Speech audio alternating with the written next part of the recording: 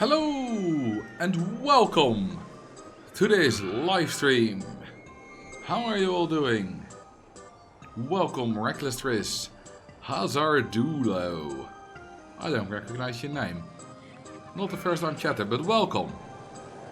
If you're not often here, and if I did forget your name and you are often here, apologies. Anyway, welcome, Mr. Twaddleford, Max, Gary, Mr. Vedros, Kangi, the Carp, and everyone else who is here.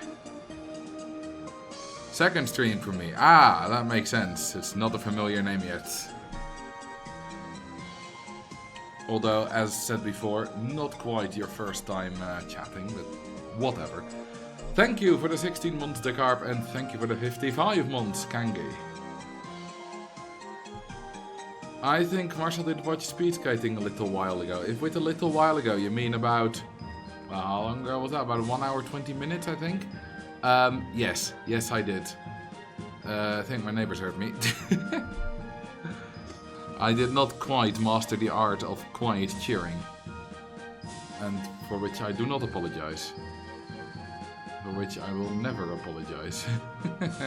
Unless it's very late, then I will apologize. But then I will master the art of quiet cheering. The speed skating is already finished. If it was not, I would not have streamed.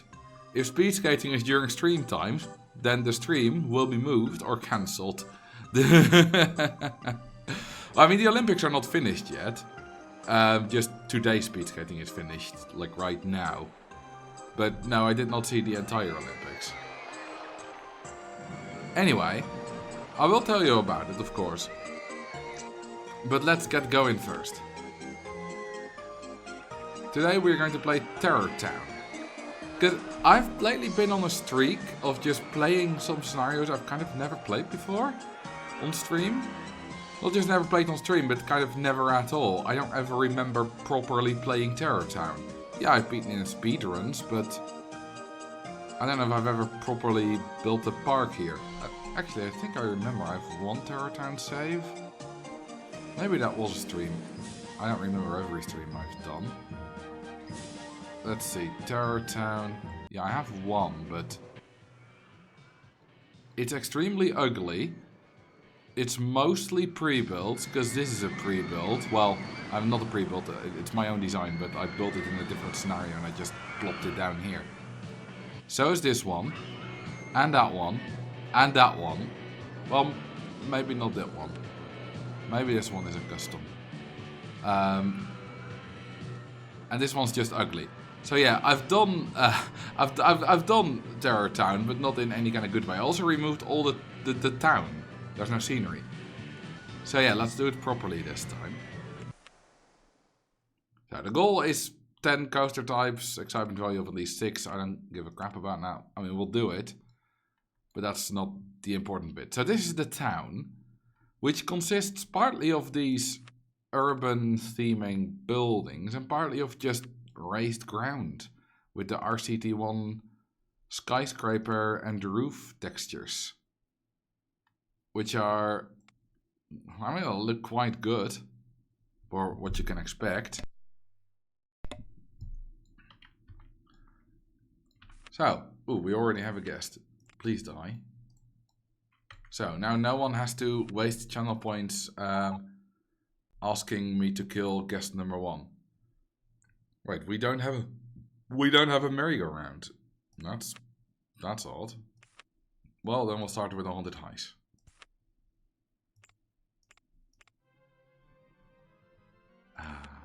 Horror music. Drown guest 1. Well, unfortunately, I cannot oblige. Guest 1 is already dead.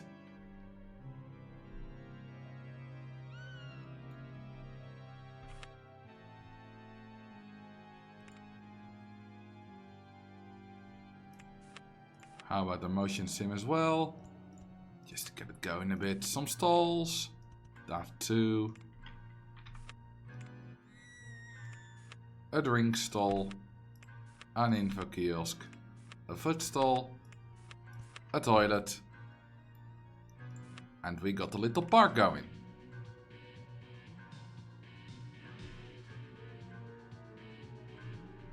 Name a ride of your choice. Now that I can do. Also, have fun on your flight. J.H. Pinder and... Who else was on that flight?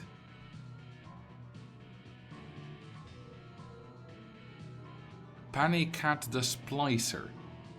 That's a cool name. And Haunted House Common House. So that's what we're using it right now. Just naming stuff after ourselves. Which is fine. You're not the first one to do that. Neri does it all the time. Well, used to do it all the time. With the merry-go-round. I wonder if there are still any people living and working in these buildings. Well... If they are, they're just staying inside all the time because no one ever leaves.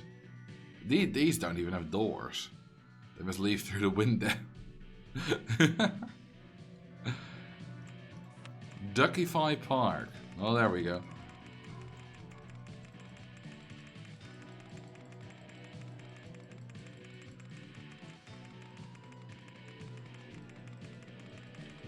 Ah, that should be enough ducks. Ah, there, that's a lot of ducks. Well, we got a lot of water.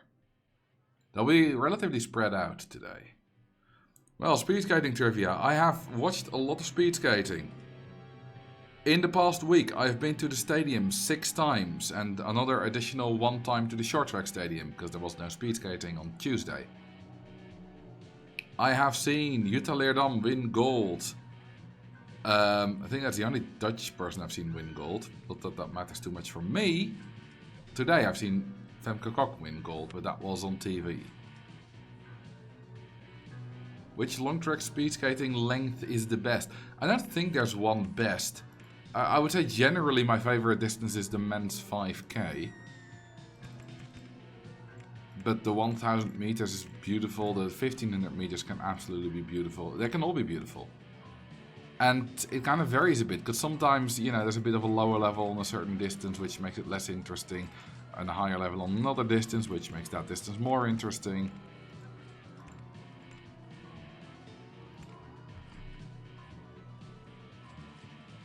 We're driving to the coast today, so I can't stay for long, but good luck, have fun, check your DMs.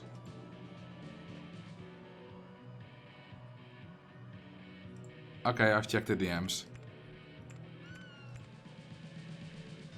Do you listen to Kurt Cobain? Not really.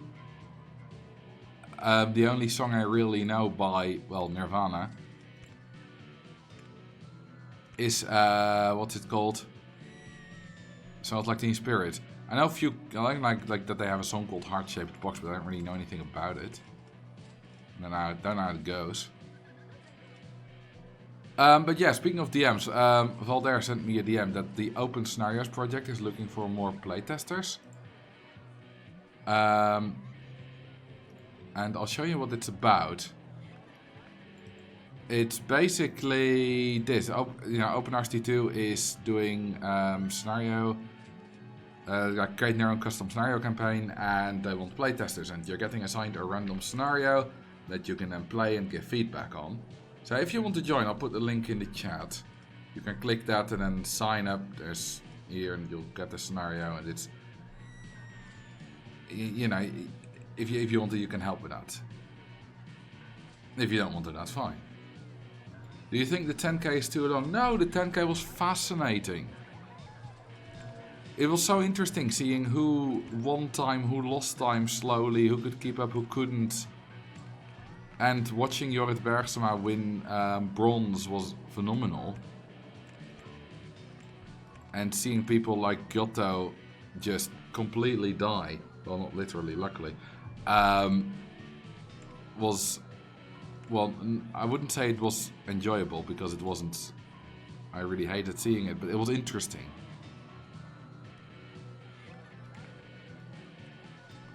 Which race was your favorite? Well, the ones that I've seen in the stadium, Femke Kok's 1000 meters.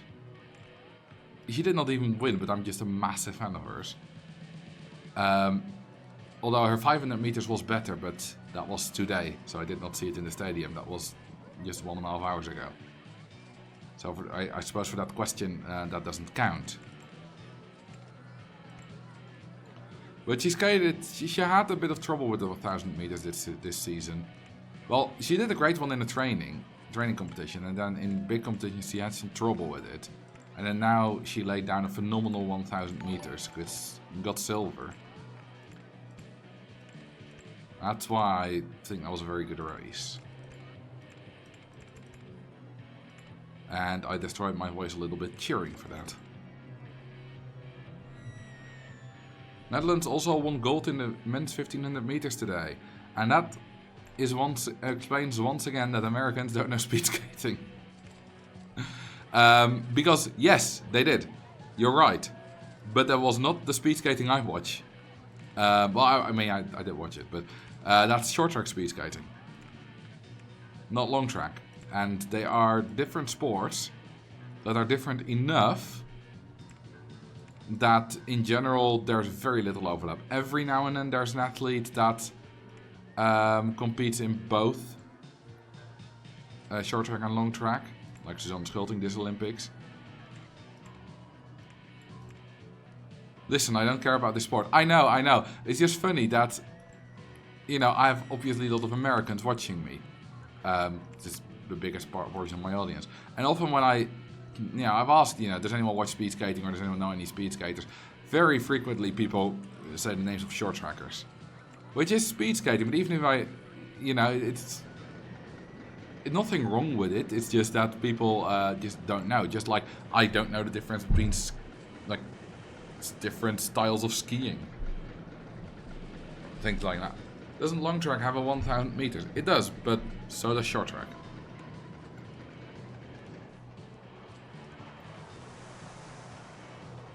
So other than speed skating, you followed anything at the Olympics? Well, I did watch. I did go to the short track stadium once because there was no speed skating that day, which was interesting, because I had never watched short track before. Not even on TV. I mean, a little bit, but not like a full race day. It was interesting to see how it goes, like how the track is prepared, how the turns are moved after every race. Like one turn is moved half a meter inwards and the other half a meter outwards, so the track stays the same length. It's just that the turn is in a different position to prevent the ice from going too bad. Speaking of skiing, did you see how Lindsay Vonn destroyed her leg? Well, not live, of course. We did actually want to go to skiing on our day off Tuesday, but that was like a 5-hour drive. But yeah, I saw it, not live, but I saw the video of it. It wasn't good. Okay, we shall charge 7 bucks for this. This shall be free. It is free.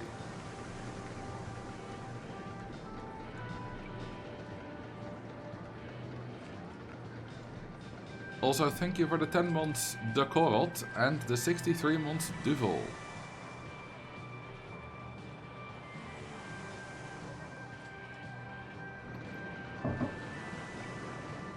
Yeah, there was a hair in my water. Undoubtedly mine.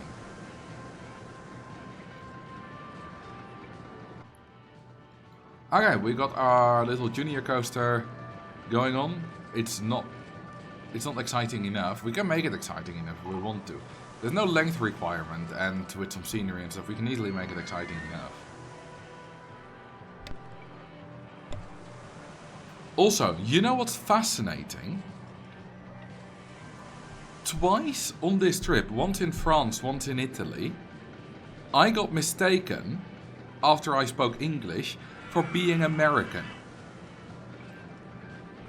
Which is like, I have a Dutch accent. Not too bad, but I have a Dutch accent. Yet apparently it's good enough that people that don't know what a Dutch accent sounds like think that I might be American. You don't sound American. Well, French and Italians apparently don't know the difference. But the Italian guy we rented our apartment from for the week said I spoke English really, really fluently. Which is a nice compliment.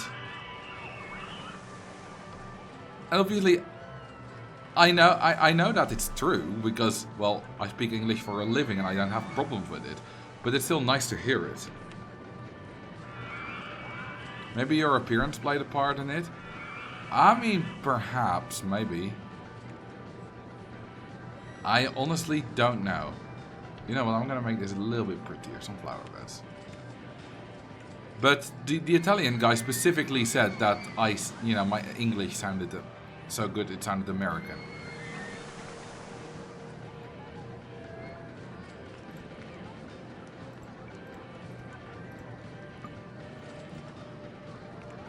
So there's no going around that.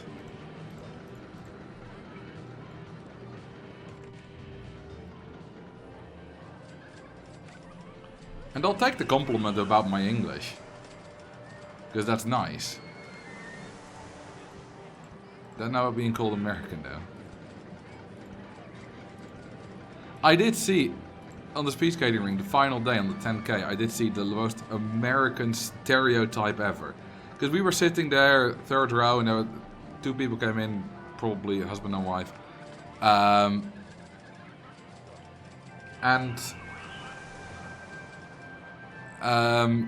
They were incredibly American stereotypes, especially the man. Because he was wearing trousers that were stars on one side and stripes on the other side. There were stars and stripes, American flag. His vest, or jumper, whatever it was also very like American with red stars on it and such. He was wearing a baseball cap. Of course he was. He was quite overweight, which is nothing wrong with it. It's just an American stereotype. And he had a beer in one hand and a hot dog in another hand. He also looked like he didn't know anything about speed skating, which is fine, because you're allowed to go to sports you don't know anything about. And he looked like he enjoyed himself, so that's cool. But he was literally the walking stereotype of Americans.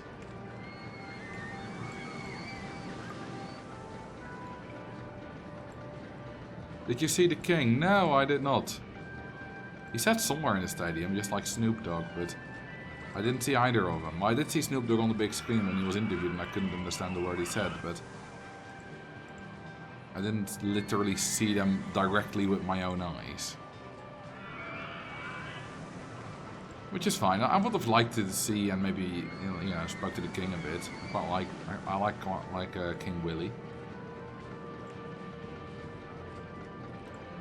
But that was not a priority for me.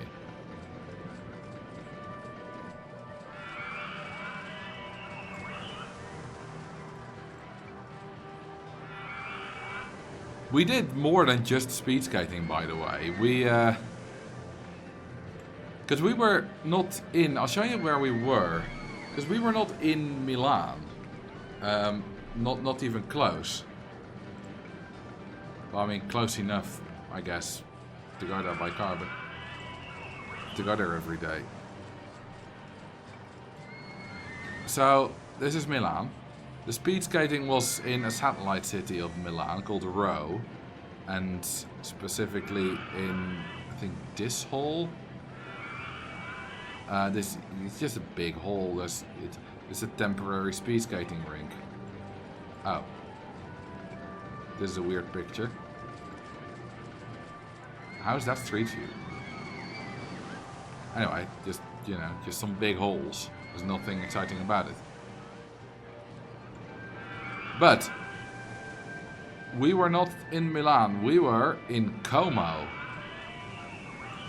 On Lake Como, which is very long, kind of looks like a man running to the left, or a woman.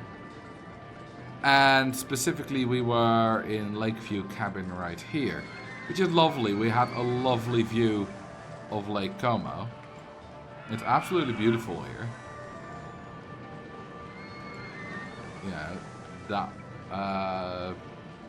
Yeah, somewhere here was a balcony.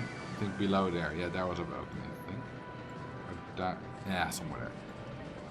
And we had a great view. It was lovely. We had great weather.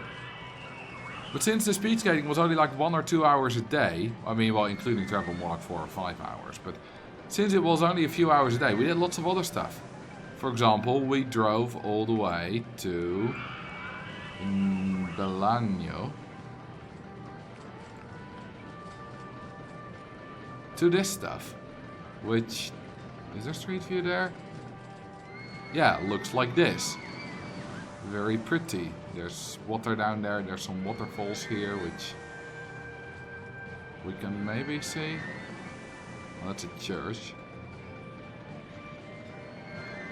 Yeah, see? We saw this, we visited this.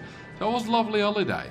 We did more than just watching speed skating. We had a car, so we also drove to this lake, which was pretty as well. And we drove to some other places. We visited Milan for a day.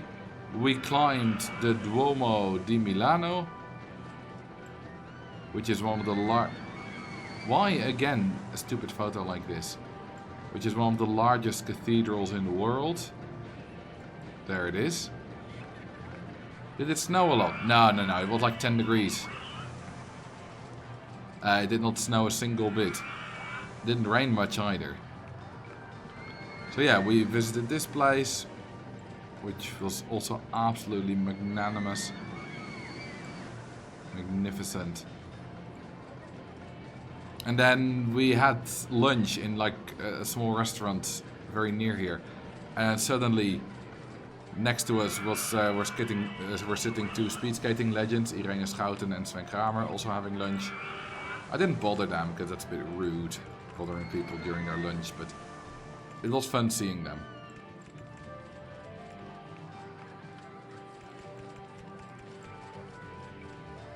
Magnanimous, yeah, that was a bit of a wrong word. Anyway, and yesterday we drove home in one day.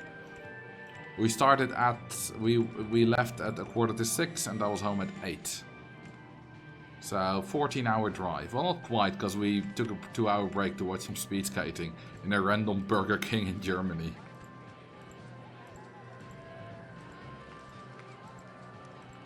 So it was more like a 11 to 12-hour drive.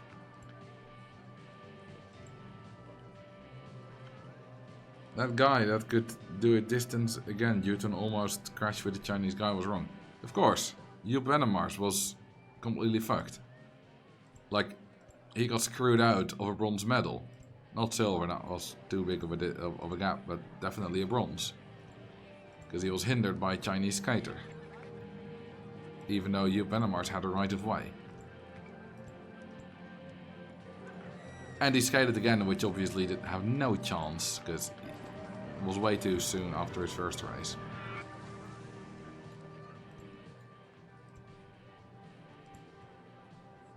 You drove between the Netherlands and Italy. Yes.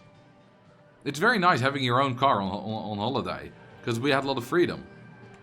Because yeah, public transport kind of works. We did go from our apartment to the ice rink with public transport once, and that works, but it took much longer than by car.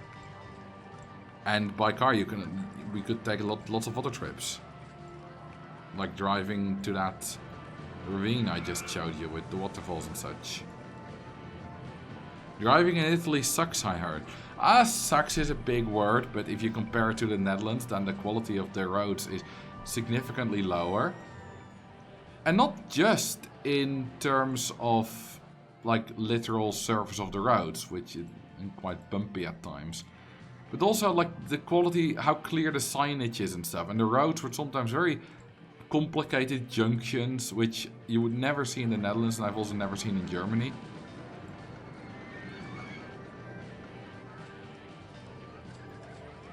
So yeah, the roads were not that great. It was not a nightmare or anything, or not a disaster, but it wasn't great.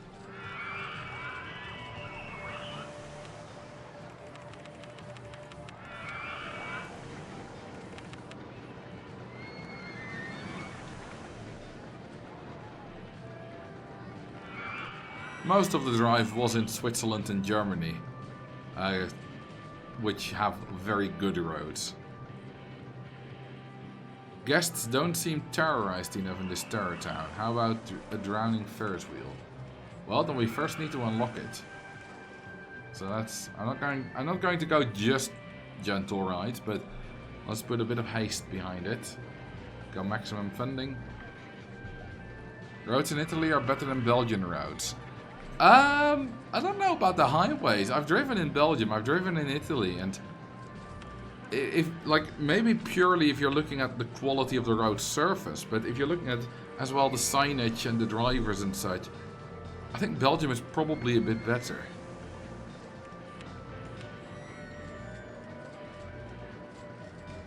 Because I thought the signage and layout of the roads and stuff, like how complicated the junctions were, I thought that it really wasn't good.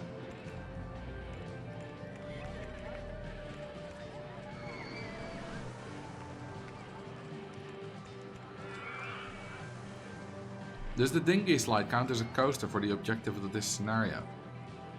That's a good question. Because it is counted as a coaster, at least like under the coaster tab in RCT2, no longer in Open RCT where it's just under the water rides. Like in RCT2 it's under both. I don't know. I don't know if it even counts in the original. Maybe it's just a water ride there. Like in the code. I don't know. The signage around Florence is quite bad indeed. Well, we were not there. We were in Lombardy, in the Milan area. But it was still quite bad. You know what's the most confusing thing? The most confusing thing on the highways... Let's see, let's take the highway we always got. That's not... Don't plot me on those stupid photospheres.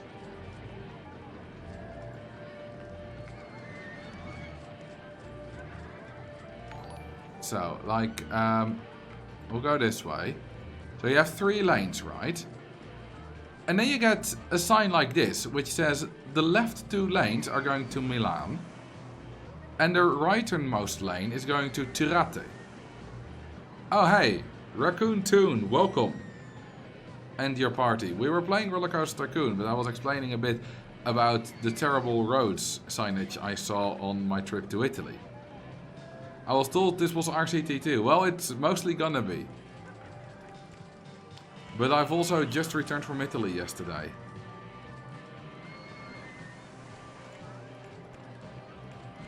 So I have a lot to say, but welcome. What were you up to? Anyway, back to this. So you have 3 lanes. It says the left 2 are going to Milano and the right one's going to Tirate. You think, and you're driving in the right one, you think, okay, I gotta, switch lanes once to the left because I don't want to take the exit.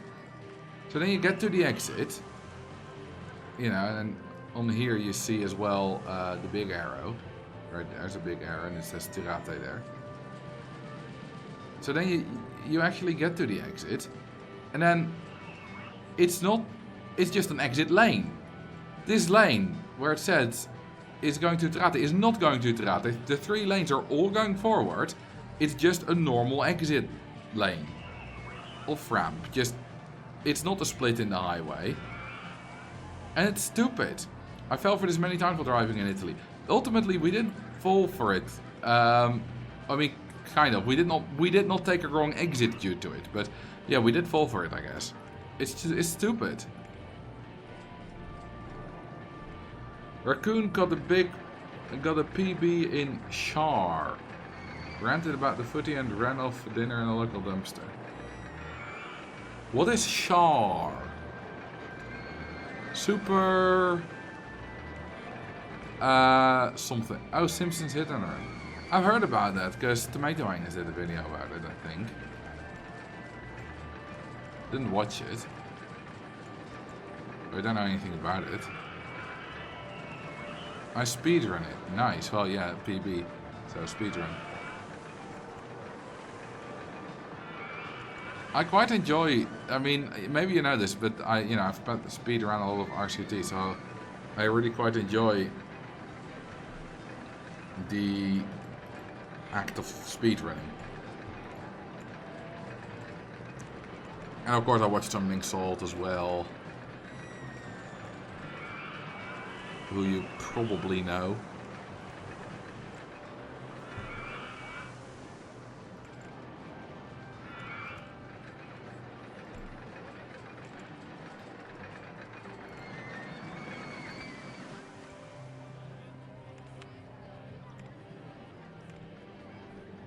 Okay, how about a lower minimum waiting time?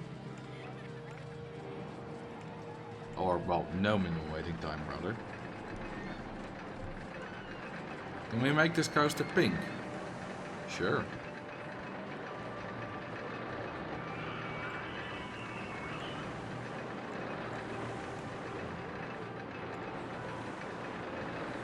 Also, another thing that is wrong with Italy's roads is that a lot of the lines are very faded and not repainted in time.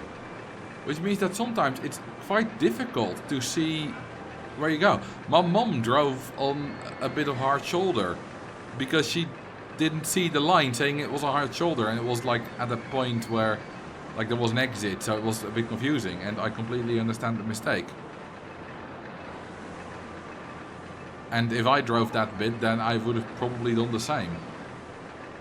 And some zebra crossings also were not clearly marked because you could barely see them anymore. Which is stupid.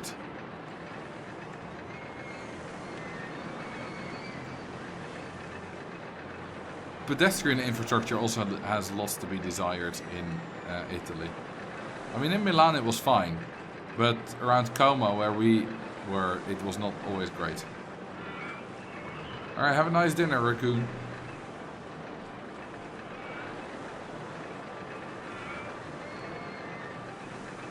We're gonna make it pink, name it Pink Pony Club. Isn't that a Chapel Roan song?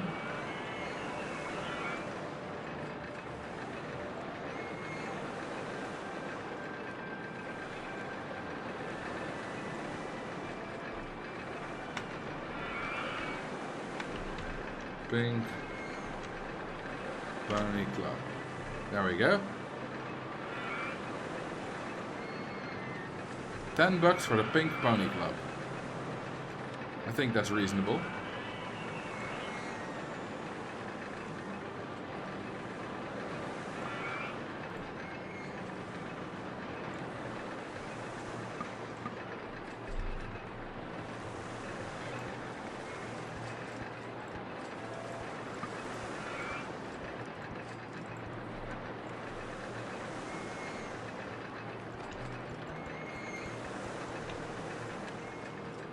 We'll make this pagoda. Look at that. Ain't that lovely? Pink and pagoda. They go together like water and lemons.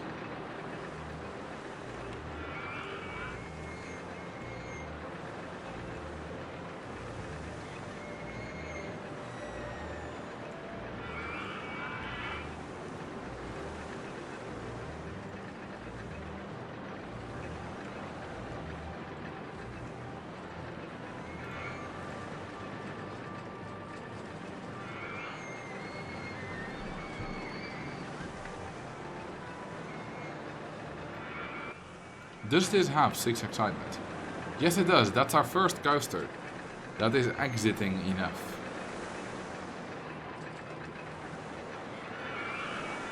The right facade and name combo is giving me a seedy nightclub vibe. Yeah, I can see that.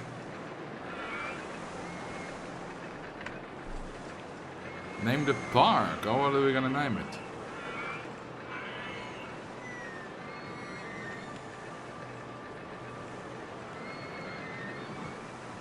Dino time.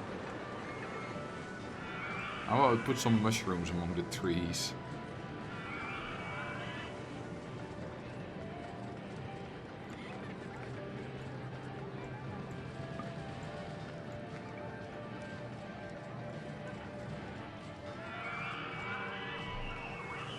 Name it the Como Lake Carnival.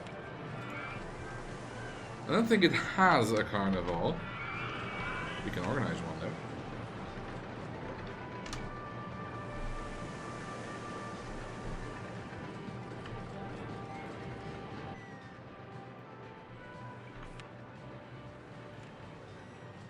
Okay, how about a Gok Arts?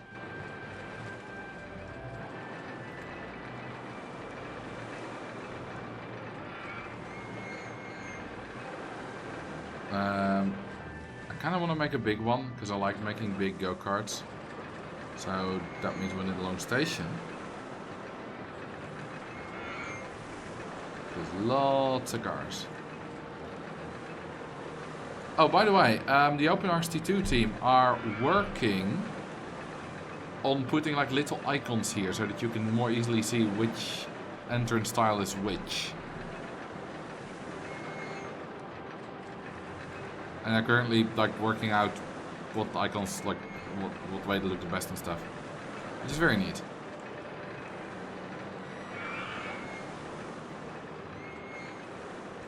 Rename the Junior Coaster to Cola Coaster. Cola Roaster. Roller Coaster, Cola Roaster. Yeah, I get it.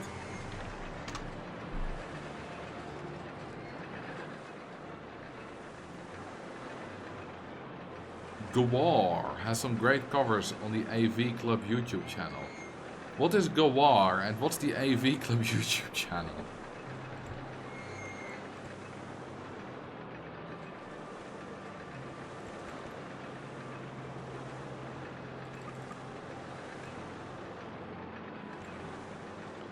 Guests in Italy be like, this path layout is confusing. Now, well, considering their roads, it's the opposite.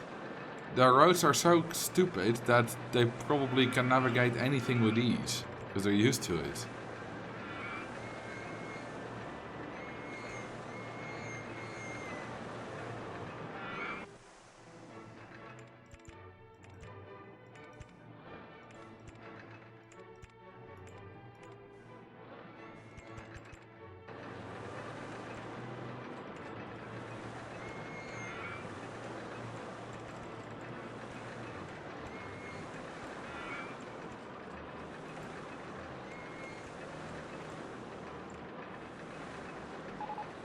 Gwar is a band. They're famous for wearing big latex suits on stage, spraying people with fake blood and killing effigies of famous politicians. Does not sound like a show I would enjoy, but I appreciate the craft.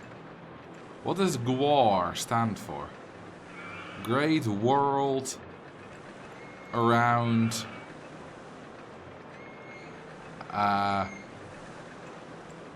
something. I can't think of anything funny. Roller Coaster Tycoon, of course. Hey, thank you for the 50 months, Magic Geeks. Great war against racism. Could be. I don't know.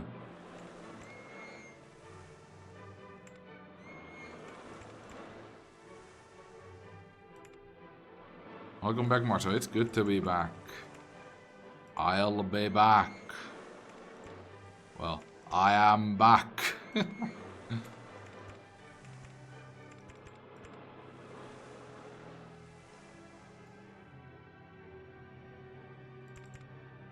I don't think it's an abbreviation. But it's all capitalized. That should be an abbreviation. I mean, technically it doesn't have to be. They can do whatever they want. But that should be an abbreviation.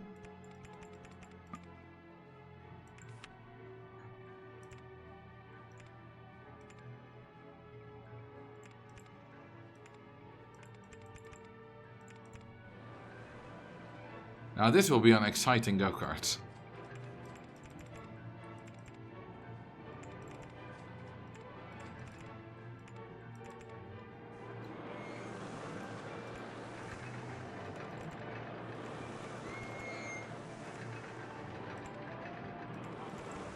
These new track pieces are so lovely. A go-kart like this is completely impossible. Well, how long ago was that the new track piece were added? I don't know, but not too long ago.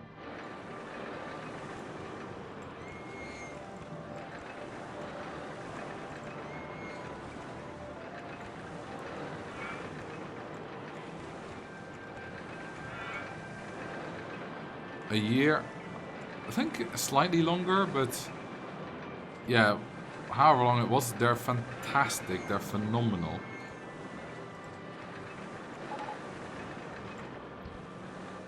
Like, if we're talking about improving the game, there are lots of things that are nice, but like don't make that big a difference that OpenRCT2 does, which, you know, they're still nice, but there are some things that are such a big, massive improvement.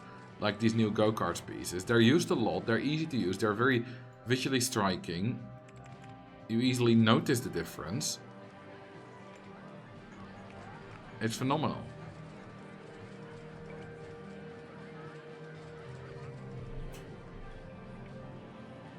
Now, if only water rides could get a new turn radius, like the log flume and river rapids. Well, I did mention it in my, what's it called? Water, the water coaster overview, that perhaps OpenRCT2 could do that in the future, but yeah, I'm not the one who makes those sprites, so it's not something I can do. It's something that other people who can make those sprites need to have the motivation of doing, and well, that's not up to me. So I don't know whether that will happen, but it could happen. Look at that, in RCT1 they actually wear helmets, in RCT2 they don't.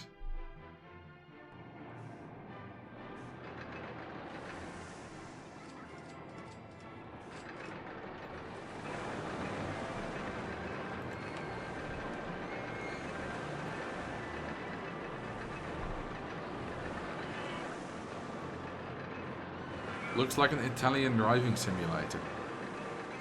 Oh, we had to go so hang on, can I find that? We had to go such a long way around to get on the highway at some point.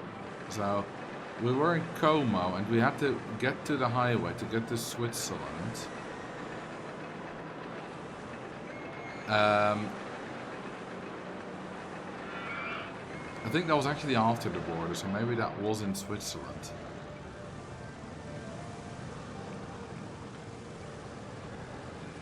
Well, that doesn't feel like Switzerland, because Switzerland's good. Let's see, we drove this way, then that way.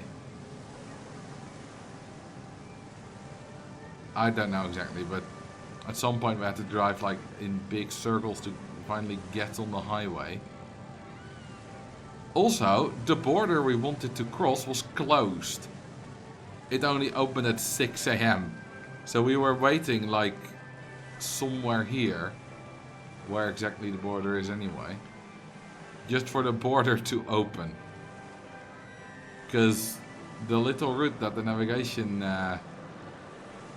sent us down was for some reason closed.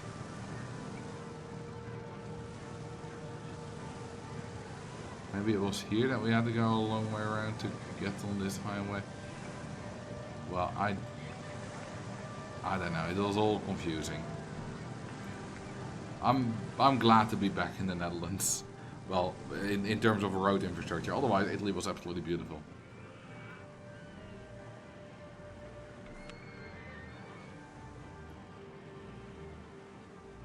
The update for go-kart seems to have launched somewhere between April and September last year.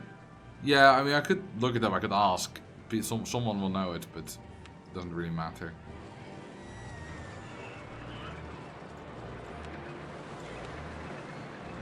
The very first guest that's still in the park. Well, it's probably guest 2. Yes. Not for much longer though. Goodbye.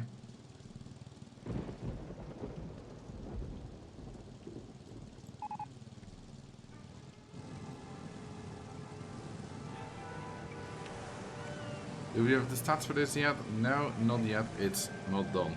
I think these people might be done. Are they? No, not yet. I think Pink is in the lead. Which seems appropriate considering the coaster next door.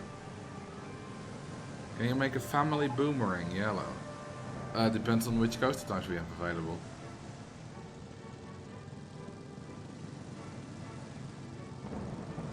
I saw a dead duck yesterday. That's sad. At least you had dinner.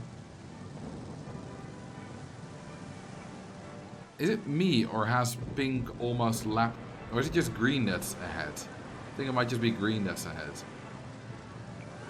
Yeah, no, it's green that was ahead. Specifically this green one, car 4. Let's see, race won by guess 357? Yeah.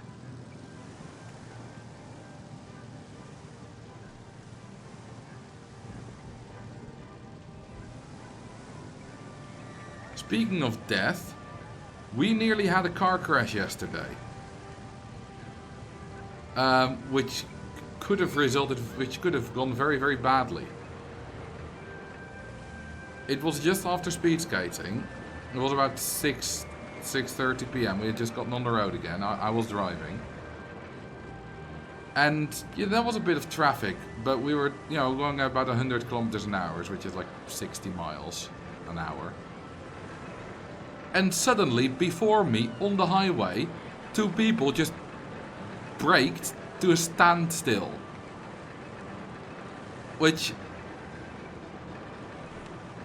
And I was barreling down upon them at 100 kilometers an hour, not realizing it yet. And in the end, I could only narrowly avoid them by just swerving to the other lane.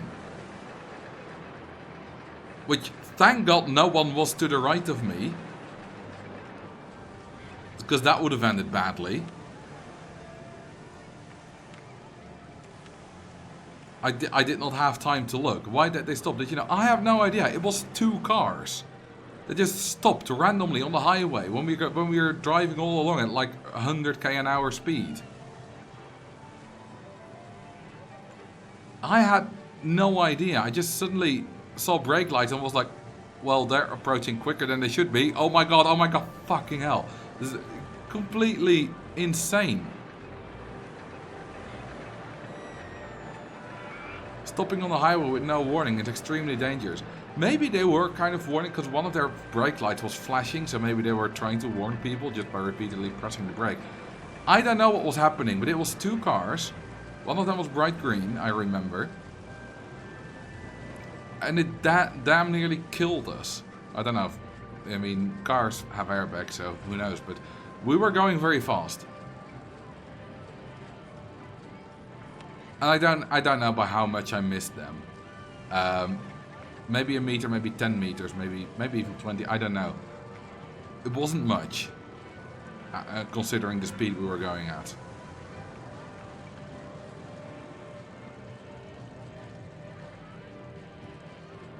And it did have a noticeable effect on me, because after that, I drove considerably slower. Didn't do a lot of overtaking until I gave over the wheel to my mum and she drove us home the rest of the way, which was like 150, 200 kilometers.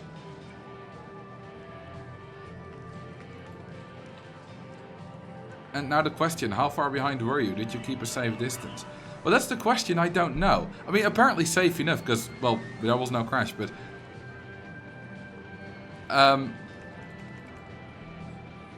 the thing is... how far behind... like, how much of this was my fault? Did I just... There's two possibilities. One is that I saw it way too late and was lucky that we didn't crash. Or... there was no reasonable way for me to have noticed it earlier and were lucky that they weren't stupider or whatever. And I don't know. There's no way to know.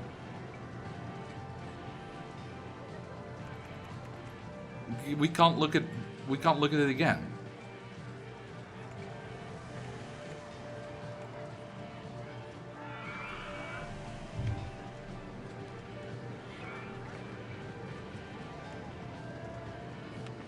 The theory is 2-second rule. I know. You know, the thing is, when you see brake lights in front of you, right? You also brake if you're going faster than them. Which, obviously, I've been doing, you know, whenever you drive a car. Whenever I drive a car, I've been doing that. So I was probably braking a little bit. But when you see someone brake, and specifically when ahead of them there doesn't seem to be anything wrong. Obviously, if you see someone brake and ahead of them you see a traffic jam, you brake hard. Which I've had to do this holiday, but that's fine. But there was nothing ahead of them, so I probably didn't brake that hard, because why would they be braking that hard? And then suddenly you realize, oh my god, they are fucking standing still. And then there's no time to brake anymore. At least in my case there wasn't. So I had to swerve.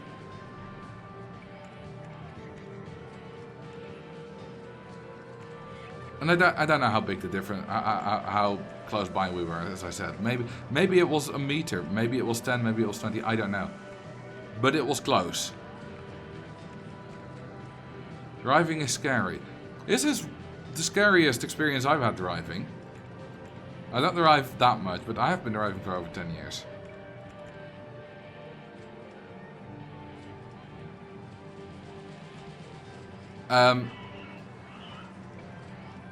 The thing is, there was one other scary experience, which was entirely my fault, which was about 10 years ago. I had not been driving that long, maybe 8-9 years ago, I don't know, something like that. I was driving on the road and I just dropped my mom off somewhere and I was driving back home on my own. And it was one of those mornings, it was in the spring and like it was getting warmed up a bit and the sun was like on me, in my, well, not in my eyes, but you know, on me from the front of the car. And I was, I didn't really doze off, but mentally dozed off a bit. And then the road made a turn and I didn't. Which means that my right front wheel got on the grass next to the road. Which obviously I felt that made me jump fully alert again. I janked the wheel back onto the road, almost into oncoming cars. But in the end all was fine. I didn't even take off cruise control in the end. But yeah, this was my second near crash and this one was scarier. Because the other one I kind of just drove into the grass. This one I nearly rear-ended someone at 100 kilometers an hour.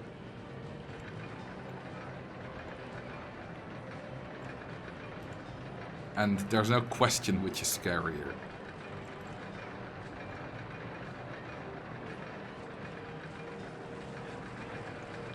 I was rear-ended once and was never mentally the same.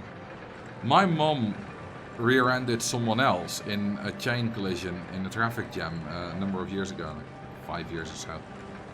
And she noticeably changed because of that. I don't really notice it when she drives, but I do notice it when she sits next to me.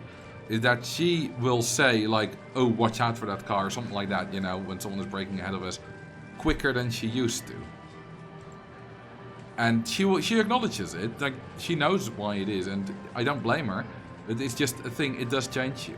Now last time I was in an accident was probably about 23 years ago, something like that, when our caravan was destroyed by a drunk Frenchman, which I don't really remember. So yeah, I don't have a memory of an accident really. Okay, how about a little bit of underground path?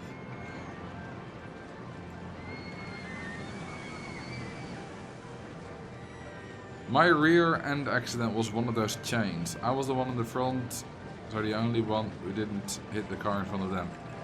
Well, good on you for avoiding that, but unlucky on you for still being rear-ended.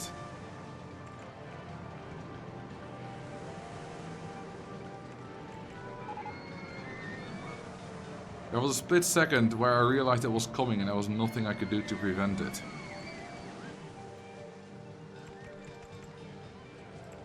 Yeah, that must be... I mean, that's kind of what I thought. I wasn't sure if I was going to be able to prevent it, but... Well, I did the only thing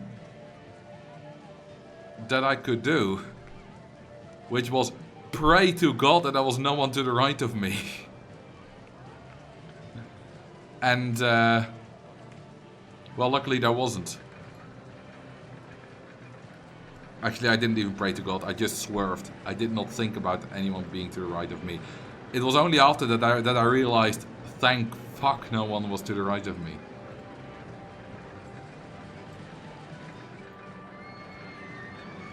Because that would have been bad. I definitely would not have been sitting here. I don't know if I would have survived, but if I did, I would not have been sitting here right now.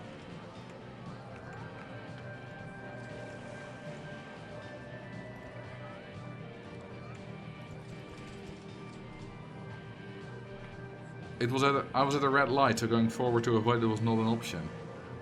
I mean, going forward a little bit to avoid it could be an option, but still that would be... If you're standing still and someone is coming, then getting out of the way, you're kind of a sitting duck.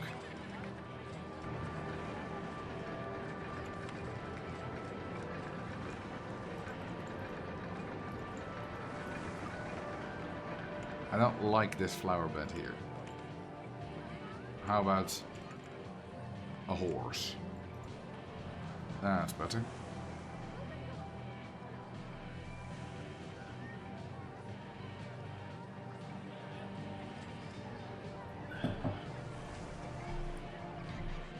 And I don't know why those guys were stopping in the middle of the highway. Was there something wrong with their car? Or... like, I have seen on a police video before that two people were kind of, you know, were angry at each other and eventually ended up stopping in the middle of the highway to be angry at each other. I have seen that before in a police video, so that goes into my mind as a possibility as well, that that's the reason they stopped in the middle of the highway. But I don't know. I will never know.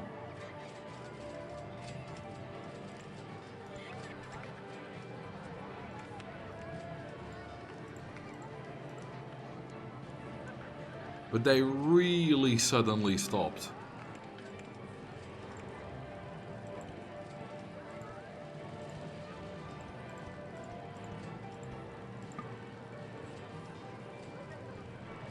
And yeah, like after I swerved to avoid them, I just kept on driving because people were still driving. There was no traffic jam or anything. You know, I was still driving at like 80, 100 kilometers per hour, something like that. And there was no reason to stop because, well, nothing happened in the end. And there was no jam or anything. That was only peanut butter.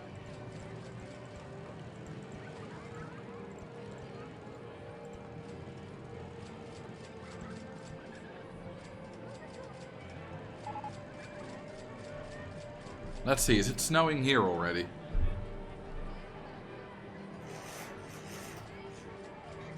Oh yes! We have a light dusting of snow, people. That wasn't there when I started streaming.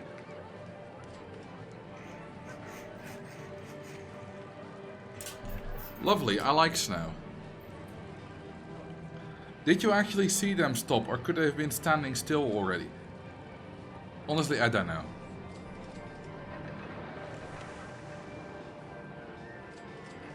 I don't think they would have been standing still, otherwise surely there would have been some kind of traffic jam around it, right? Because if they were standing still, surely there would have been people standing still behind them.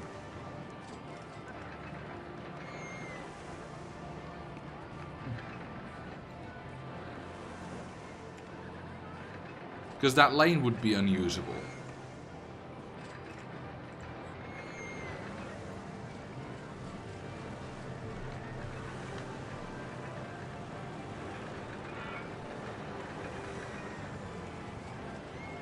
But I wouldn't be able to tell you for sure.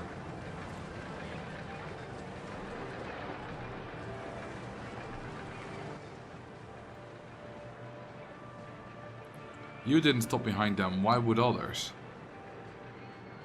Well,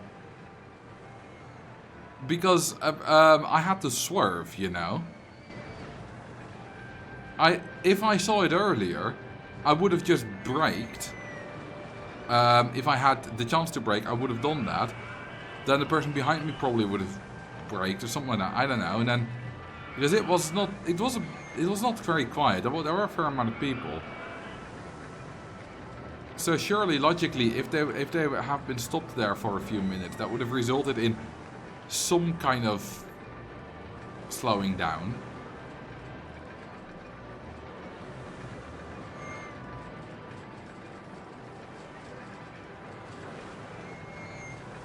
I'd expected that if they were standing still for any time longer than half a second, they'd use their warning lights. Yeah, there were none, only a brake light. Because, yeah, warning lights, I don't know how customary that's in the US or other countries, but if I like, you know, see a traffic jam ahead of me and I have to brake hard, I always flash my warning lights. knipperlichten in Dutch. To warn other people, hey, something's going on here, brake. Yeah, it's a thing in France and Germany. It's a thing everywhere I've driven, which is a few European countries, like France, Germany, Switzerland, Italy.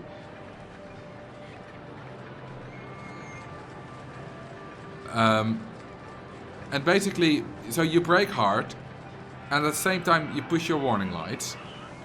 And then, you know, a few seconds later you can disable them, because the person behind you will already be braking. It's just to warn people, hey, be alert, brake. And I've seen those lots of times on this holiday. A lot of times, maybe an exaggeration, but you know, a couple of times on this holiday. But not that time. But yeah, the one thing I will never know, which I'm a bit frustrated by, is was it my fault that it nearly went wrong? Or is it not my fault? And I don't know.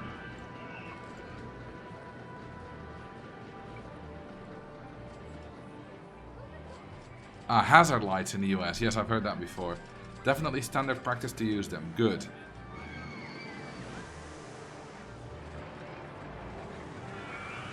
Fun thing, I don't remember learning about using your hazard lights when driving into a traffic jam. Well, not literally into, but arriving at the traffic jam. I don't remember learning that in driving school. I remember my mum teaching me about that after I'd already got my license.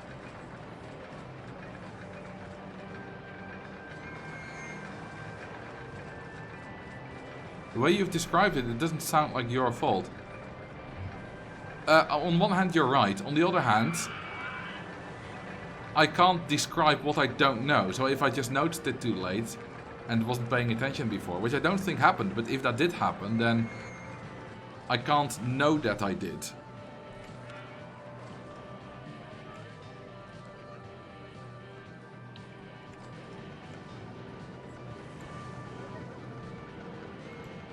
I think the rule book says it's a courtesy to do in the Netherlands. Yeah, it's definitely not the law, but a lot of people do it.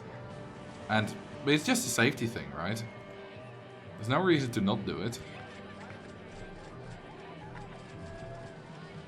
It's basically trying to prevent people from rear-ending you as much as possible. So why wouldn't you? Unless you don't know about it.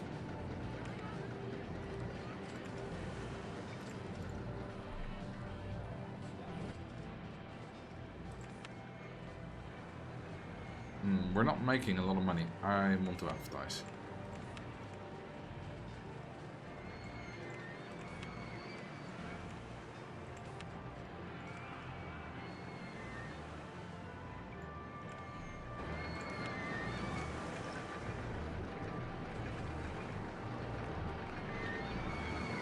$8 for this one. Not celebrating Carnival. I have never seen Carnival celebrations. Because I live in the north. Don't you need one of those triangle things? I mean, yeah, like a warning triangle. Yeah, if you stop on the hard shoulder, you're supposed to get out your warning triangle from your trunk and put it like 100 meters behind your car. But that's different. These people are just standing on the highway lane. Not even having their car hazard signals on, let alone any kind of hazard triangle. You know, flashing your high beams at others to signal that on the headlights out is technically illegal to do? I mean, I guess, but I've done it before, and someone did it to us once. My mom was taxiing me to badminton practice more than a decade ago, and at some point a car flashed their high beams at us, and I was like, "What's that about?" But then we arrived at badminton practice, and I was like, "I'll take a look at the headlights. You never know." And yeah, one of them was out. So it was probably about that.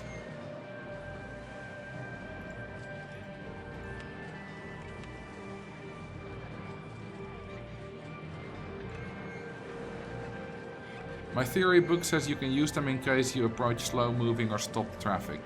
Then I probably read that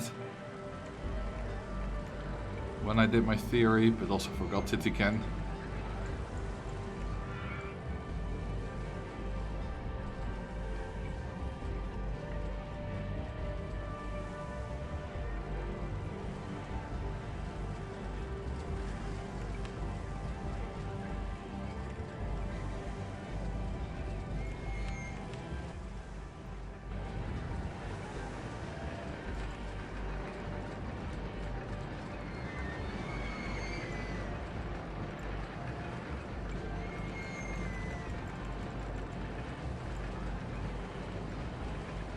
Right.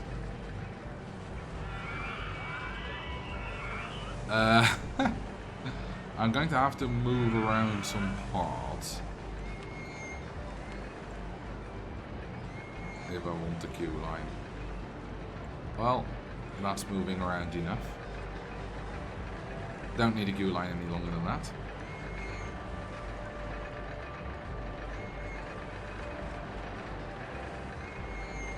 Twitch's encoder doesn't like Dodgem's music. Is that just you or is that other people as well? It sounds fine for me, but that's just because I'm hearing my computer's audio and not Twitch's audio.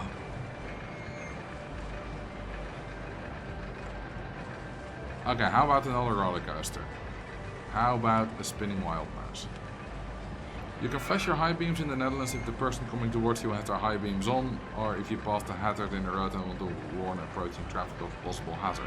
So basically, yeah, a heads up. I mean, I suppose if one of their lights is out, like that happened with us, that would be appropriate as well, because that's still like removing danger from the road, reacting to a dangerous situation. Okay, not a problem for Blau. So maybe it's specific to you, not WD? I don't know. Maybe it's a certain combination of operating system or browser or whatever. I don't know how that stuff works.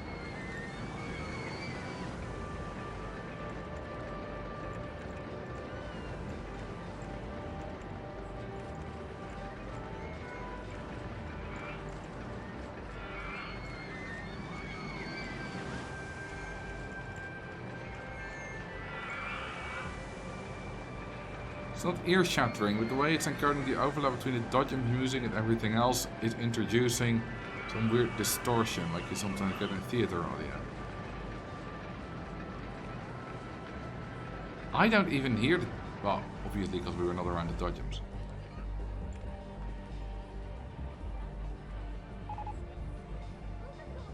How can it be encoding the Dodgem sound separately though? Because Twitch is not hearing all these sounds. Twitch is just hearing the sound of RCT directly.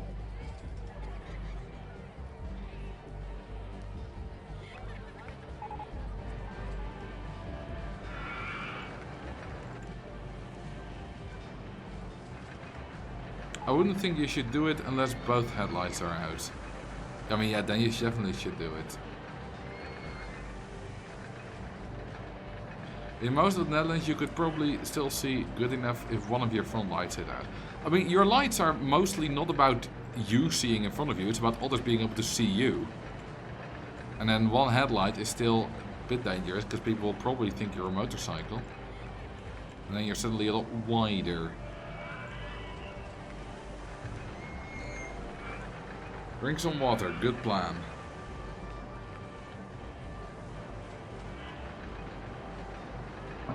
Hello, Marcel Vos. I don't really play RCT anymore, but I still enjoy watching your YouTube content. I played it back in 2004 and 5, and I had some fond memories, including admittedly terrorizing my park visitors. Ah, that's the best of it, isn't it? We all enjoy doing that, and welcome. Ever driven in the dark? Your headlights are definitely also for you to see the road. I mean, it is, yeah. Ever driven in the dark? Obviously, yesterday. And lots of other times, but they're mostly for others seeing you.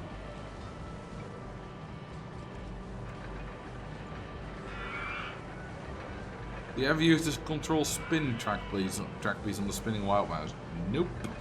Well, it's toggle spin, which actually we can have some fun with that. If we put that here, then I'm pretty sure that like every other round they will either have yes or no spinning.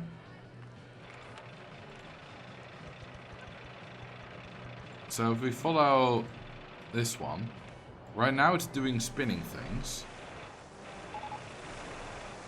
And then now it should be locked. So the next time it goes round, it should not be spinning. Yeah, and it indeed isn't. And then, you know, it'll be spinning again when it gets to there, and everything will be fine and dandy. Oh god, this ride's gonna crash, isn't it? Let's see if it's indeed gonna crash. Well, maybe not. No, I think it's fine.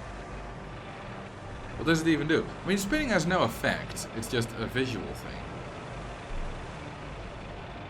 But you can clearly see the difference. All these cars are not spinning, and then this one, I think, no, that's not spinning either, but this one is spinning.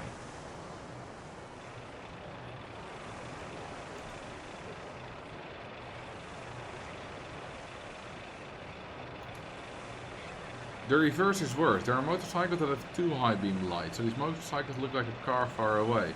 People have been killed because they've been mistaken for a car far away instead of a motorcycle close by. That must be a car very far away then. Unless they have like motorcycle, like headlights on a bar that goes outside, that goes like to the left and to the right.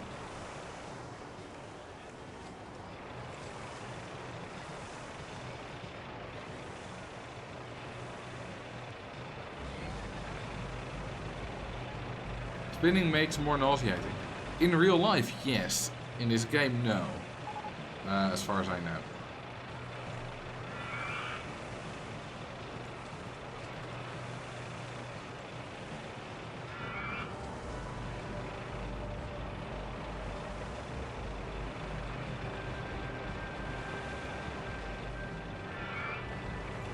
Okay, the dodging thing seems to have cleared up. Good. I do kind of want to have a path going through here, so rip the steeplechase queue line. It's now 1/3 shorter.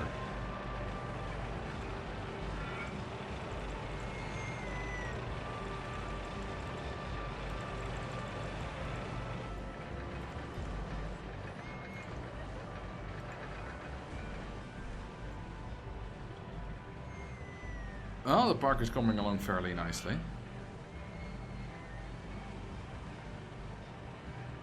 I miss my little birdie. He's at my parents again. Why? Because are you working long days? We still don't have a Ferris wheel. Okay, we're now making very good money, which is good. Let's build a bigger coaster. How about a stand-up? Because I won't be home much the first 3 days of the week each week. That's a shame. Well, it's nice that your parents can take care of them though. Goodbye building. We need a roller coaster here. All the residents will have to move. I also love how utterly tiny the units in that single tile apartment block scenery would be. Yes, they would be about 3 by 3 meters. Which is not even including a stairwell.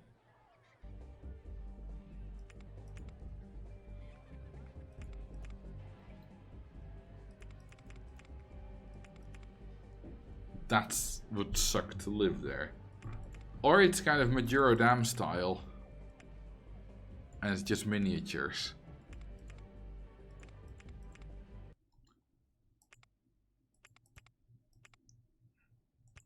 Typical Japanese tiny apartments.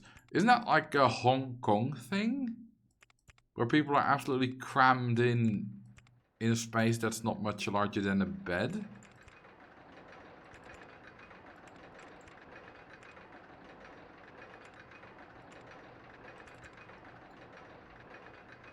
All of urban Japan too. Oh, that sucks. I should change though, right? Because Japan is losing people. Their population is shrinking, so that should mean more space for folks.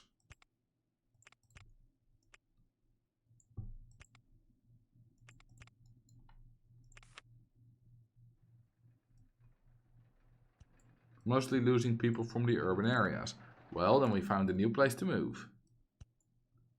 Or rural areas, you mean? Yeah, that's what I meant to do. I just said the wrong word. Resulting in abandoned villages. Well, plenty of space in abandoned villages.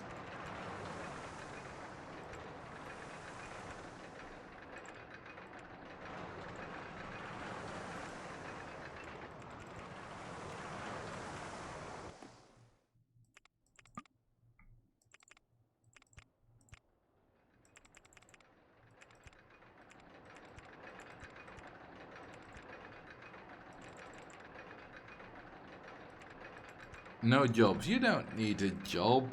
Just become a YouTuber.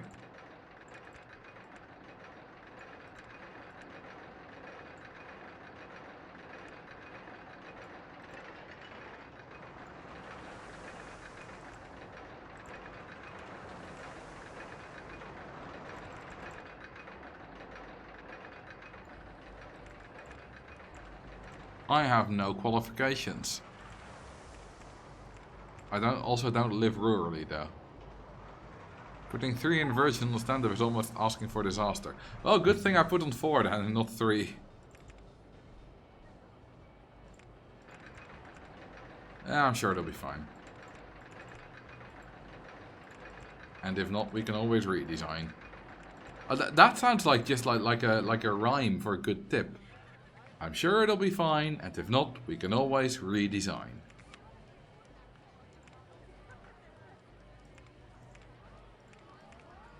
That just sounds like good advice. Well, I mean, it depends. Not for roller coasters, of course, but for kind of small things in life where the outcome doesn't result in damage, then that's probably a good motto.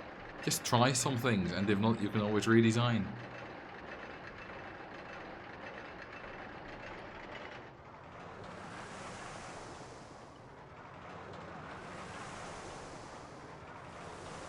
Why are we constantly getting the water splashing sound?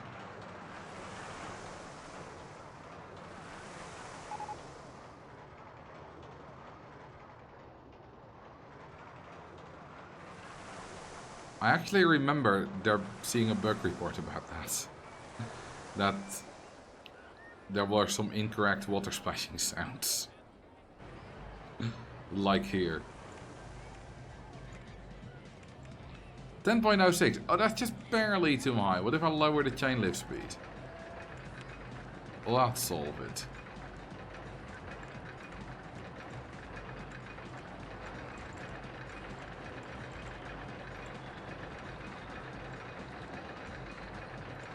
Damn, these two are really close together now because this one departed on a faster chain lift, this one was slower. Something like that. I don't know. Will it clear the second loop if you do that? I mean, it had a reasonable speed. It's only a 3 km/h drop in chain lift speed. It's this guy train to watch because this one is the testing train at the moment.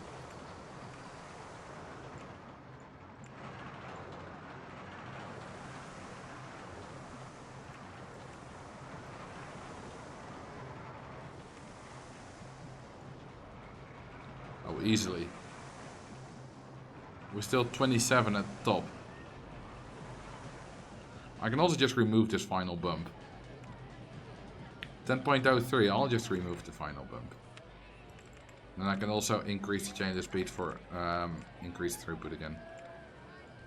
Which I like.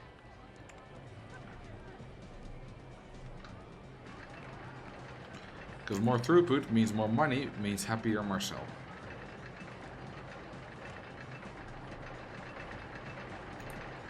Okay, this will be fine now. Should probably build some stalls here.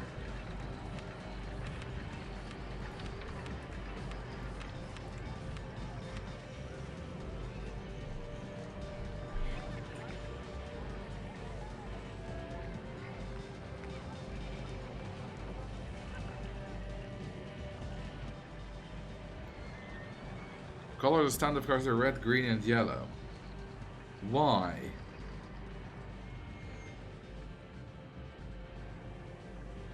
What's red, green, and yellow do? Okay, now it's got 9.96 intensity. That's nice. Because they're the colors of Carnival. Are they? I had no idea. I quite like these colors that I've got going on currently, but we can try. Probably gonna be quite ugly though. I mean, if I do this, it'll be ugly. If I do... This looks a lot better.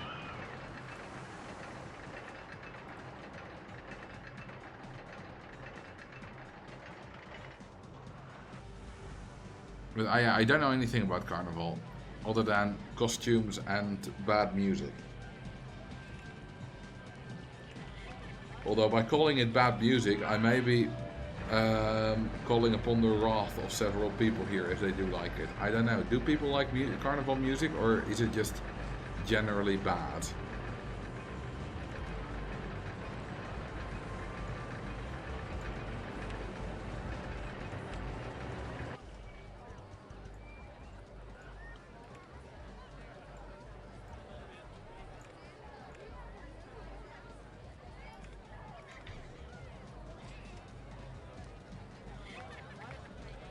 Name 5 still active border disputes in the world as a geography trivia. Alright, well, time for some geography trivia, I guess. Let's get out the map. I still have it on here. Okay, one is easy. This mess. This mess between China, India and Pakistan, the Kashmir. They're all claiming different parts of it, and what exactly it is, I don't know.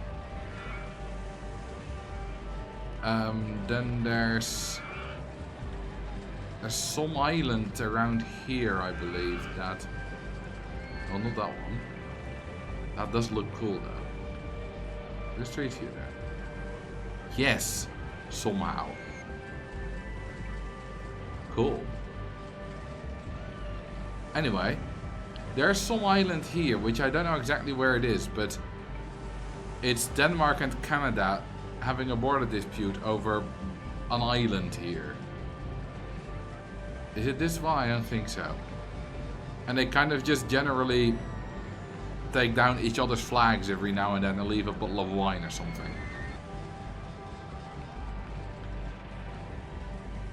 Between Canada and Greenland, maybe, I don't know, somewhere. Hans Island, let's see. Hans Island, where is that? Yep, this one? Oh, that one. This tiny one, yeah, Canada-Denmark border. Okay, so that's 2. Another one is kind of the border between South Sudan and Sudan, which doesn't seem to be clearly defined here. Another one is what's called the Halaib Triangle and Bertawil. This area being called Bertawil, there's the Halaib Triangle. And basically, this straight line was the original border drawn up by the British, giving the bit above it to Egypt, the bit below it to Sudan. But then later, the border was redrawn to this squiggly line to better reflect like native populations, native tribes. And the point is that Bertawil is completely empty. There's nothing there other than sand and the rock. But the Halaib Triangle has roads, has people, has water. So both countries want the Halaib Triangle, which means that Egypt claims the straight border, Sudan claims the squiggly border, and that means that not both, say Bertawil, belongs to the other country. Because if they claimed Bertawil, they would lose the claim to the Halaib Triangle. I mean, do I need to say more Palestina border disputes? That's... Oh, there's Kosovo and Serbia border dispute. God, what else is there? There's definitely more. There's an island here somewhere that changes between Spain and France every 6 months, which is not a dispute, but it is interesting. I don't know where it is or what it's called, but presumably somewhere on the border in the middle of a river.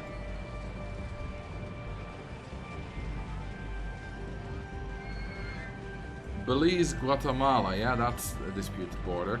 Oh, the border between Guyana and Venezuela is disputed as well. Venezuela says its territory goes much further to the right, so east. I think this squiggly one is what Venezuela claims. Well, this dotted one. So, I don't know exactly. Maybe they claim this bit as well, Brazil, which seems to have a different shaded color.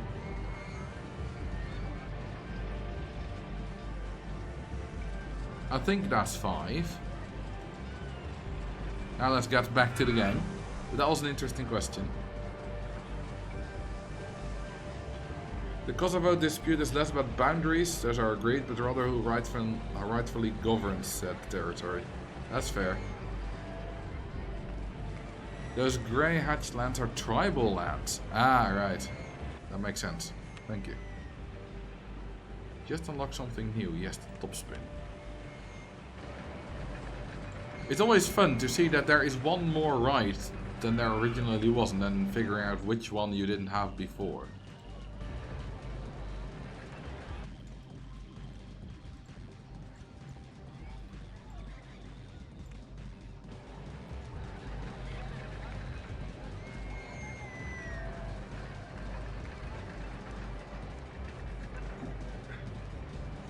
My favorite border disputes are between Taiwan and a lot of countries bordering China, because Taiwan claims all of China as it was in the 1940s. Yeah, good point. If we go to China, then... Yeah, China and Taiwan, they're kind of operate as 2 different countries, but they both claim all of it. If it's being a border dispute, the South China Sea has a massive border dispute, with China claiming like a big portion of it, Vietnam claiming something, the Philippines, Brunei, and Malaysia. There's a Mapman episode about it. Go watch it if you're interested. It's good. It's one of their first, if I remember correctly.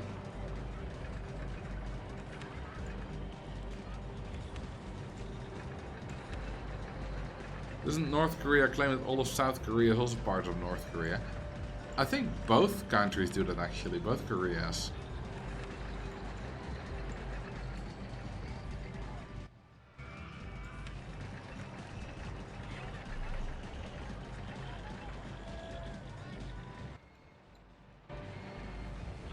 Okay, what actually is the excitement of this thing? Ha, 7.64. Now we'll make it 10 laps, see what the excitement is with 10 laps. Perhaps over 10, I don't know.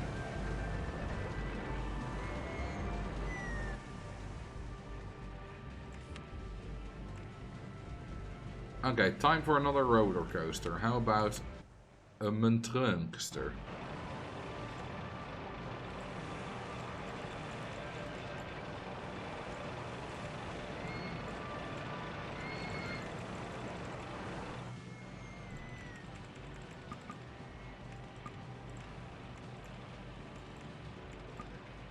Too high for supports? Not on my watch, baby.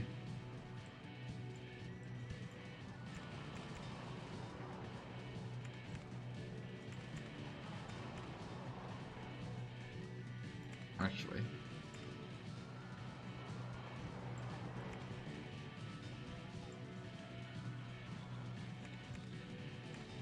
Ah, that's nice.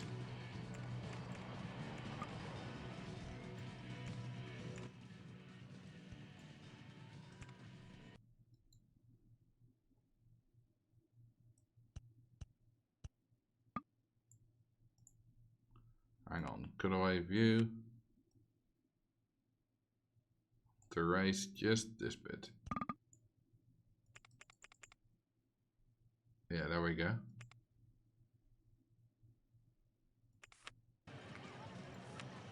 And now we can continue building.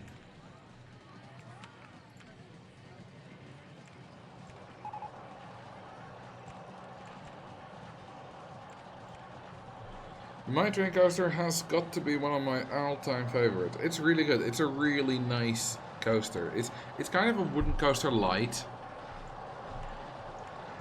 So in terms of pure functionality, it doesn't really have a lot to offer, but in terms of the way it just looks fantastic. Is it because Dynamite Dunes? Could be. It's the first big roller coaster you'll see. Pre-built anyway.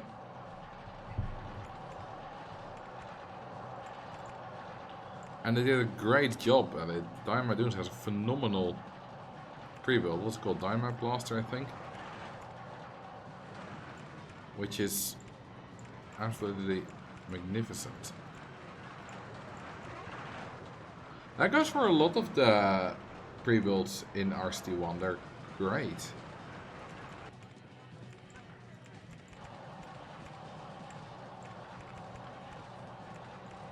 Assuming Chris Sawyer built them, he did a phenomenal job. But if he didn't build them, someone else did a phenomenal job.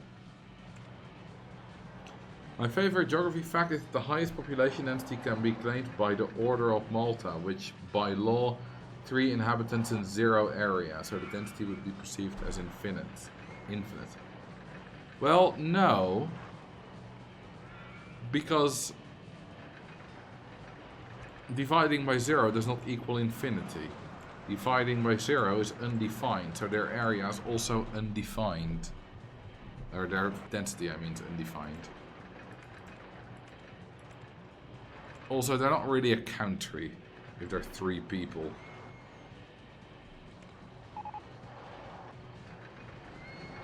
I've heard of the Order of Malta. I don't know exactly how it works, but if it's 3 people, it's not really a country. Greetings, happy coaster building. Thank you, Rails.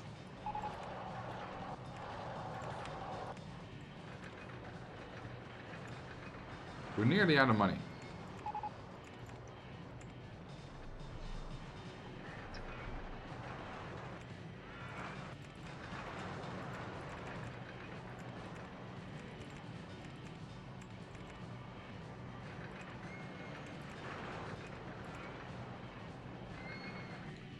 Three people isn't a country. Nauru is insulted. Well, they've got like 10,000, don't they?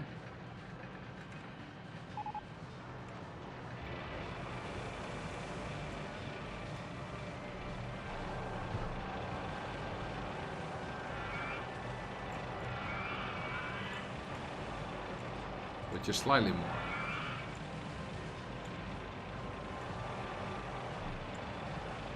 Shit, never mind. I did, yes, you did say geography facts. You also said can be claimed, so that does give it a, you get a little bit of plausible deniability of saying you didn't quite say it was a fact.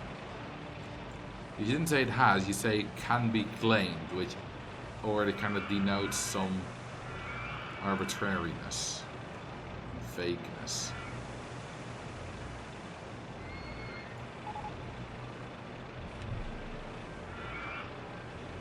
Hey T West, welcome. How you doing?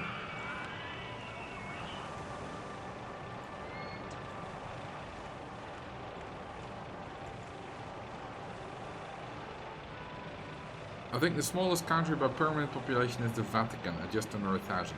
Yes, that's right. But the Vatican is weird because it's not got a self-sustaining population.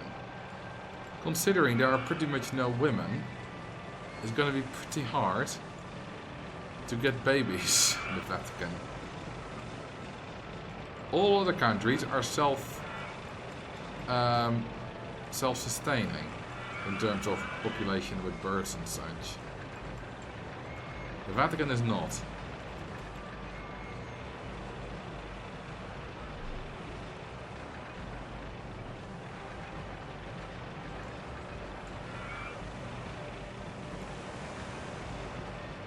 Ooh, that's Echo. This color purple is quite nice there.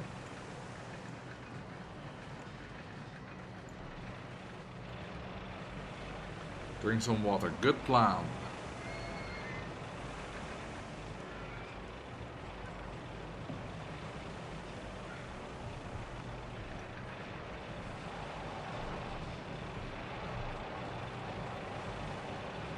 Name it the Cowgirl Express. Cowgirl Express. I don't wonder, kind of, what portion of the RCT guests are female. Because if you look at this, right? Where is this? There we go. Show real names of guests. Well, Susanna, that's most likely a female. And then Aaron is clearly a male. Abdul is male, Abraham is male, Abu, Adam, Adrian, those are all male. Adrian,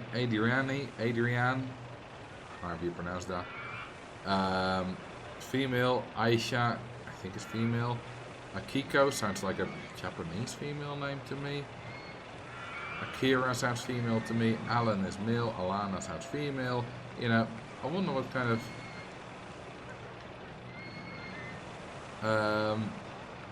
percentage would be male and female in total.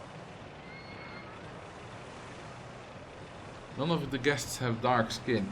Yeah, if you're going for diversity in terms of the way the guests look, then you're not going to find a lot in RCT, because there literally is none. It's all white with short haircuts. That's all. No fat guests, no thin guests. They're all white with very short hair. They're a male with a weird name. I'll have to go back to the names again.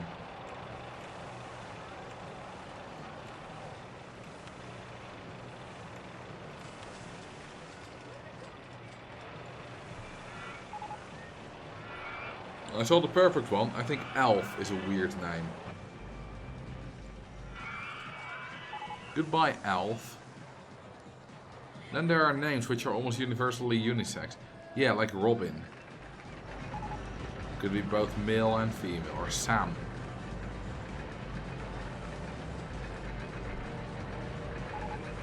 There are loads of those.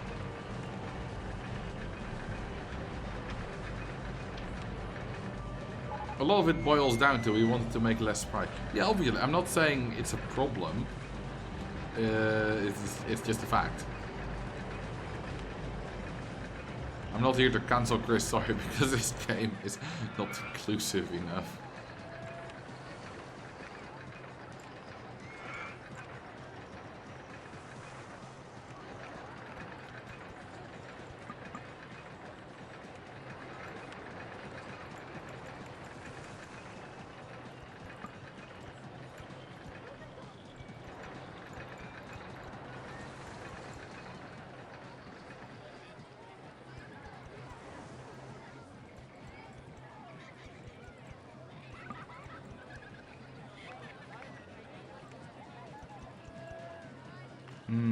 No. That one. That's bluer, which means it's better.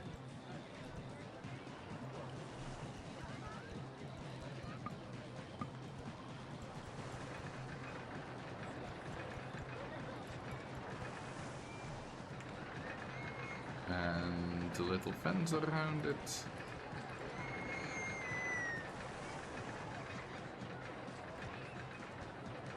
I see some of these buildings have really deep basements. Yeah, they do. That's weird. I'm pretty sure there's just land under them, though.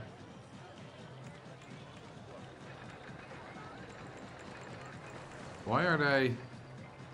Oh, no, it's land we don't see anymore. It's just... This building is literally land, and we don't see it. That means, yeah, we can see down there.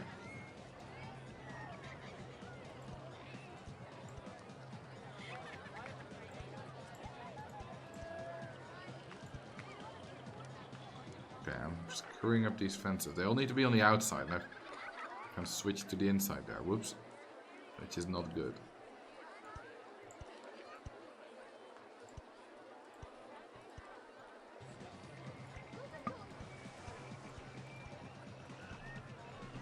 What are they doing in those basements? Orgies. With bananas.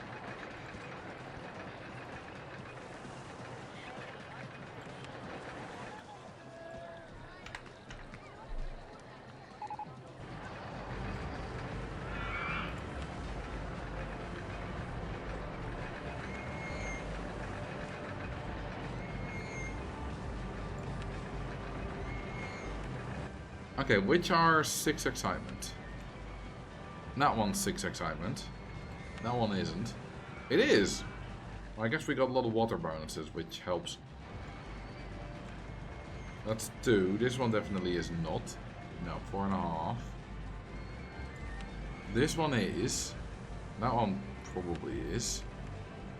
Yeah, so we got 4 that qualify right now. This one's at 5.36. We could make this qualify, but at the moment it doesn't.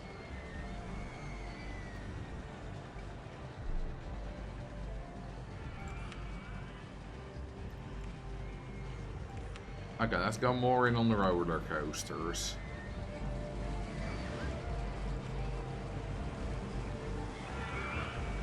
How about a compact inverted coaster? And not bear circle, that's deadly.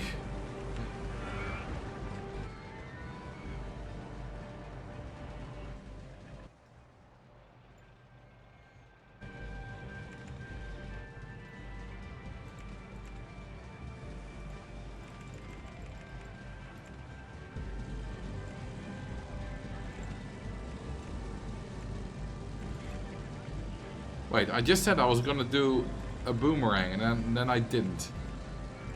Okay, let's actually do a boomerang design.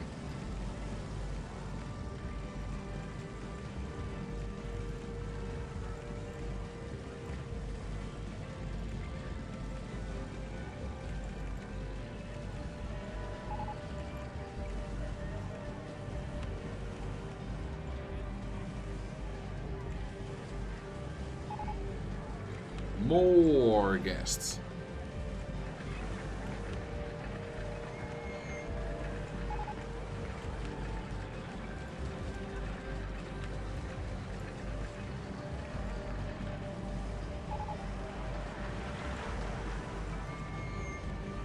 That doesn't quite make that.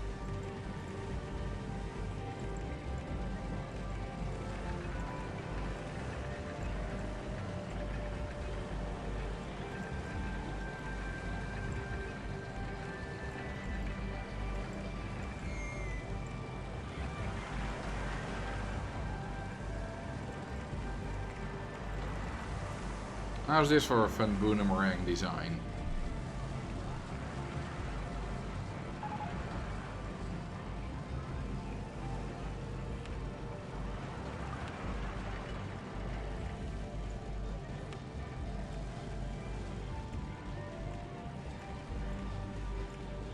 Okay, let's test this thing.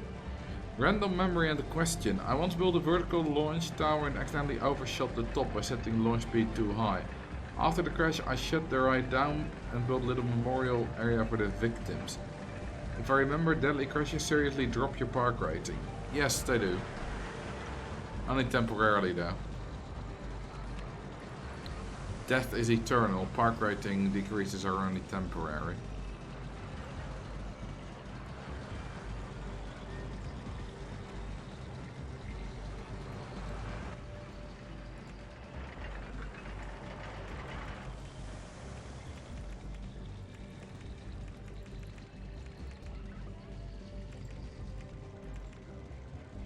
The penalty is like -200 for 4 months. Not quite. That's not how the park rating works. We look at our park rating. You see the casualty penalty? That's currently 0. If we drown someone... Come on, hurry up. Finally. It goes to 25. Because you get 25 penalty when a guest dies. But you also see it is already -18 because it recovers over time. This penalty goes down by a certain amount of points per day or per week or whatever. Per day it seems like. You got -2 per crash train until 500 and -25 per drowned guest. I think the crash trains only count if there's guests that die on them.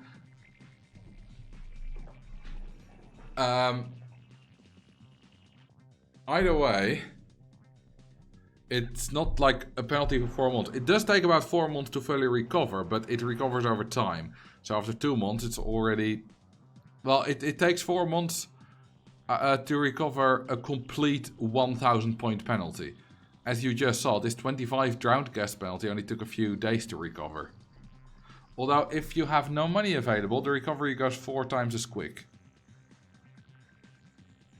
The average ride excitement is too high. Yeah, these bonuses are stupid. Because it's very rare that you get like an average ride excitement of only 3.68 while having an average intensity of 5.2. That's a weird...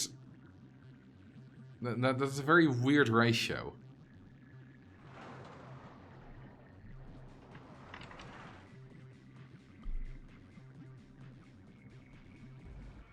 Luckily you only lose a few points on that, so it's not a big deal. 9.29, that's quite an intense coaster. But it does have 6 excitement rating, and that's what it's all about, baby.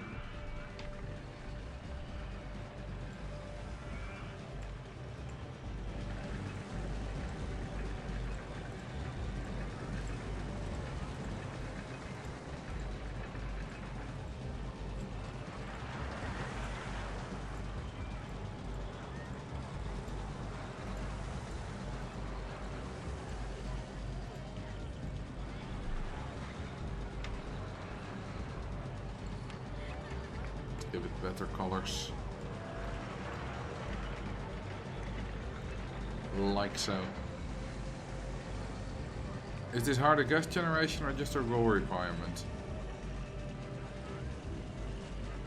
This is a goal requirement, otherwise this one would not be long enough at 540 meters.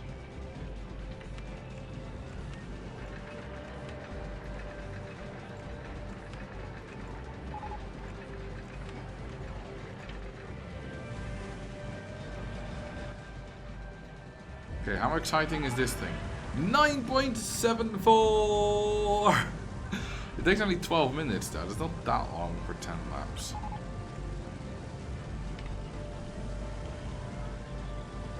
I assume the original intention was to encourage the development of a variety of ride themes.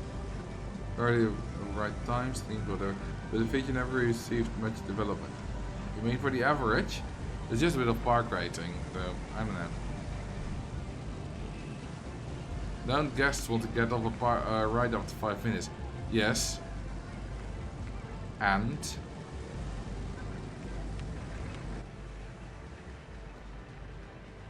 I don't see why that's a problem. It's their problem, not mine.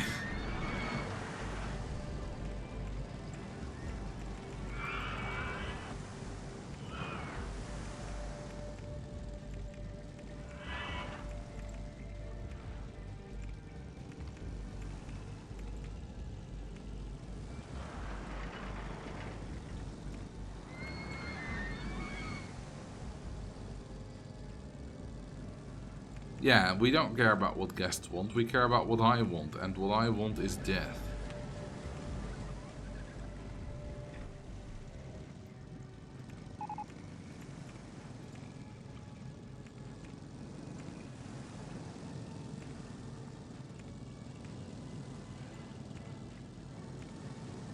I remember way back in the day there was this old ass troll park someone made online using a trainer that had a 40-minute log flume in it.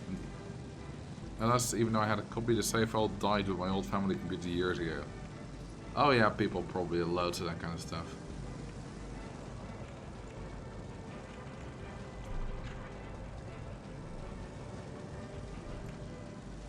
If guests didn't want to drown, they shouldn't have come into a park run by Marcel. Yes, exactly, it's their fault, not mine.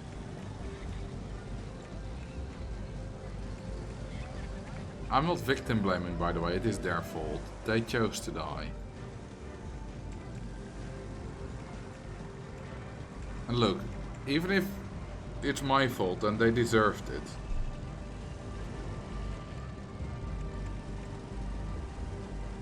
The guests are all bastards anyway.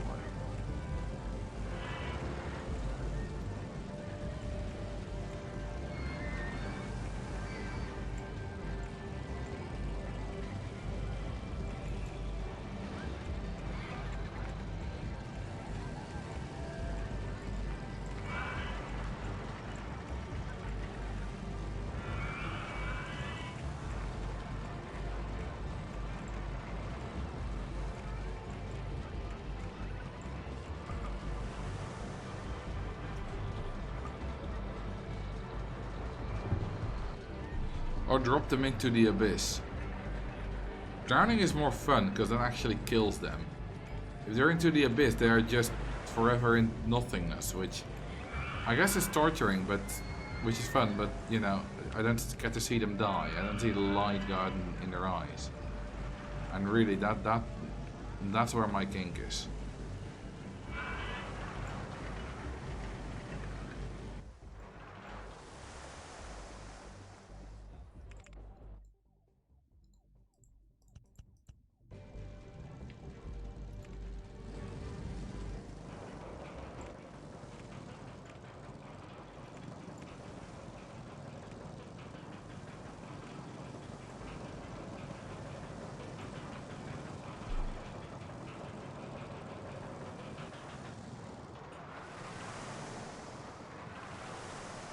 Legendary self-correction. No, even if it's torturing, even if it's fun. No, I said even if it's torturing, which is fun. That was no correction. I was just clarifying how I feel about torturing guests.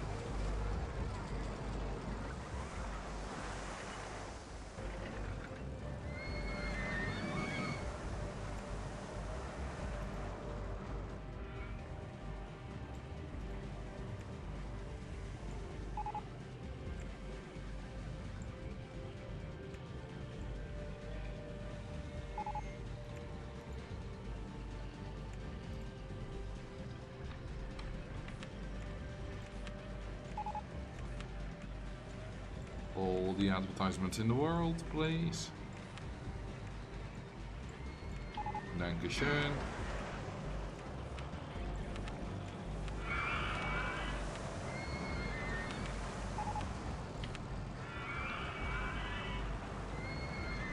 Don't ever let Marcel play The Sims. Well, good news for you. I have never played The Sims.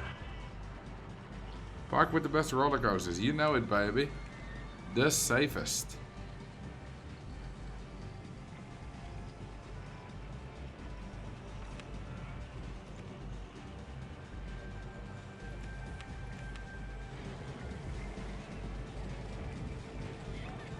There is no park in the world that rivals the safety of mine. Mostly because I'm the only theme park in this world, but that's kind of besides the point, isn't it?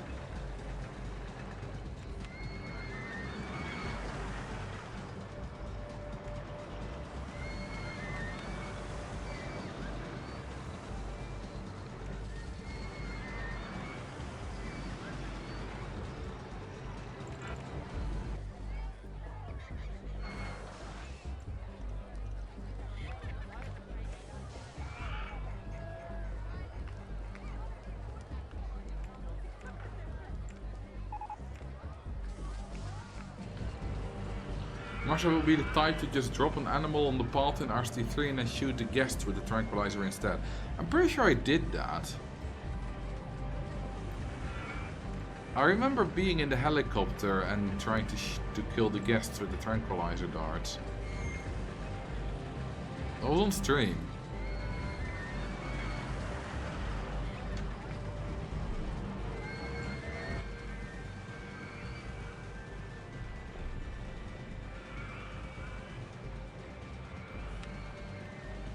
I mean, if we're talking about actually killing people in games, I've played a lot of Call of Duty. You know, it's kind of fun. When we drown guests in RCT and we have fun with that, it's like, ooh, we're psychotic. If we're playing Call of Duty and killing people, that's just normal. Isn't that weird?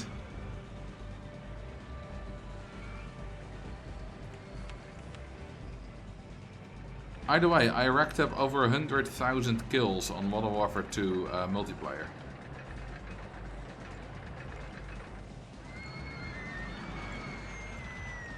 Which is quite a lot.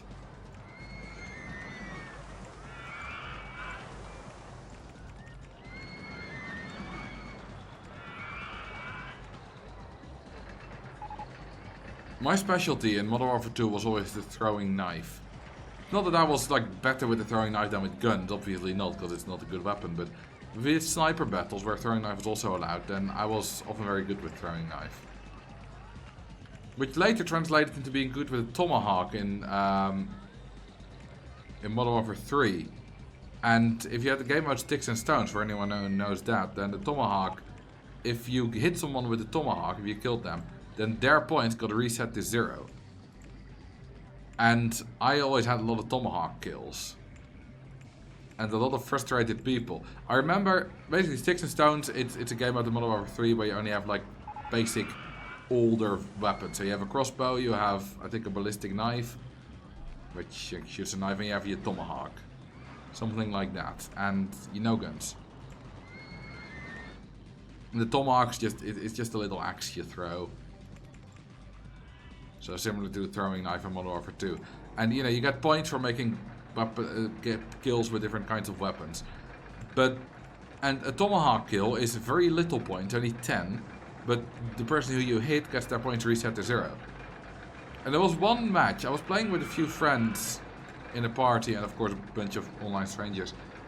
And I was in a voice chat with those friends, and one of them got so bloody annoyed after I got them with the Tomahawk and resetting their points over and over.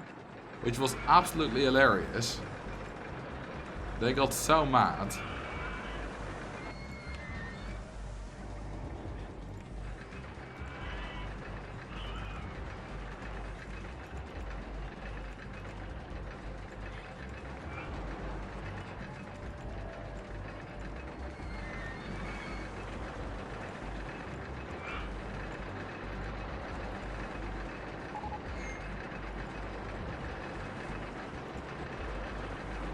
Or maybe that was not Modern Warfare, maybe that was a like Black Ops Call of Duty, I don't know actually.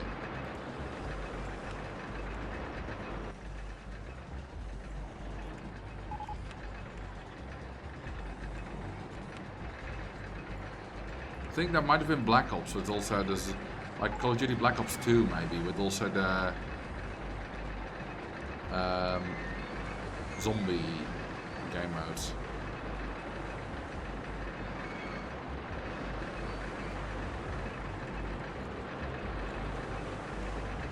I don't quite remember which it was.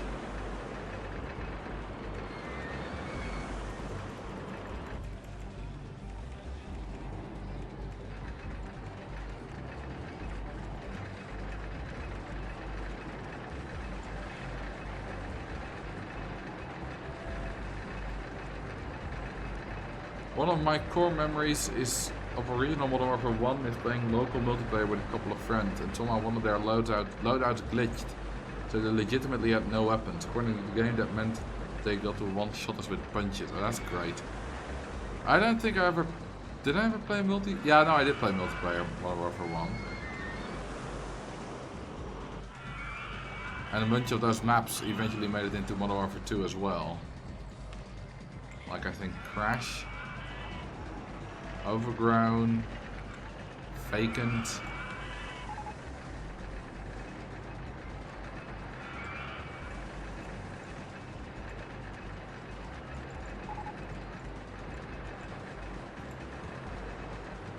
My best ever match in Modern Warfare 2 online was a match on the map Afghan, where I got 60 kills and 0 deaths.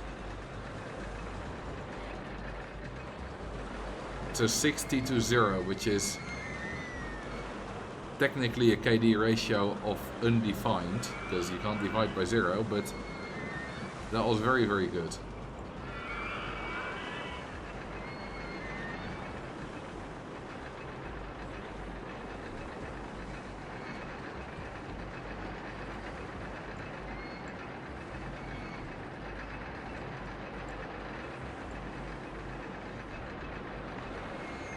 What's the highest guest number now?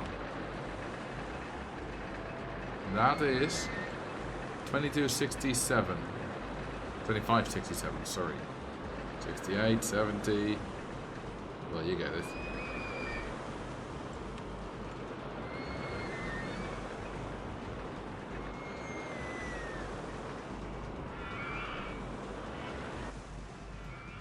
Okay, surely this... No, it doesn't quite have 6 excitement.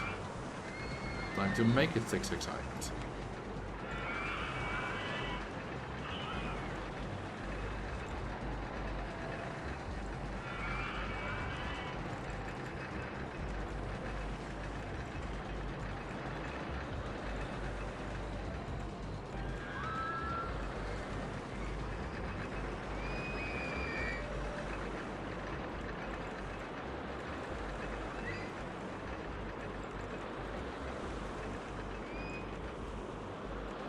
That should help.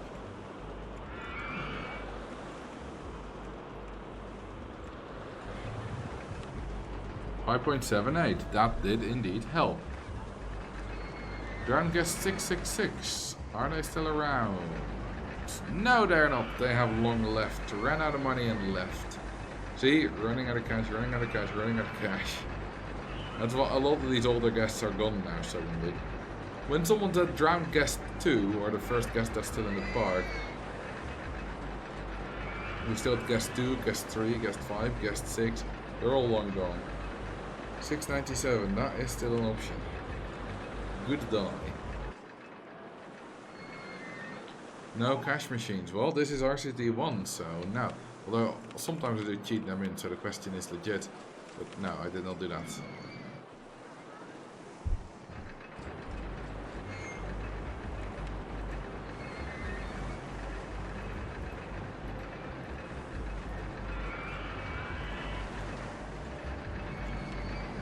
So if I change one of these to a Q line bit, will it go up?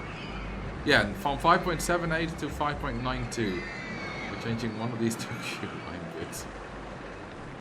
Which looks silly, but it does work. I'm a Mario and it does work. I make the coaster more exciting.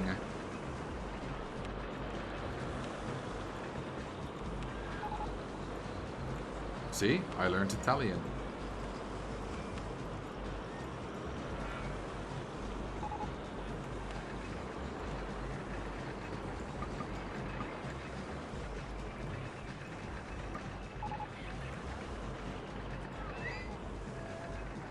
Write a plugin that automatically teleports guests without thought to the nearest body of water. Teleporting guests that get a certain thought is not difficult. Finding the nearest body of water is probably a bit trickier. You didn't use enough hand gestures for talking Italian. You don't see me. How do you know how much I gestured?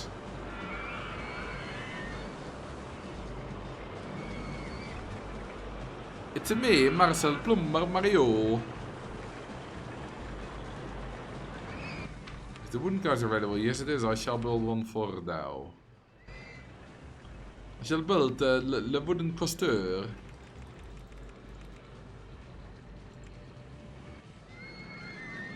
My Italian accent is very natural, very native. I talk like a true Italian.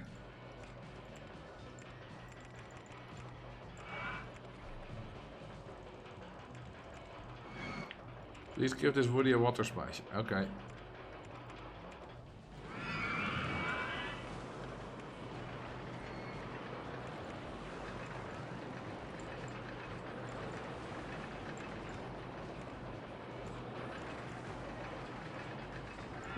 There's your water splash.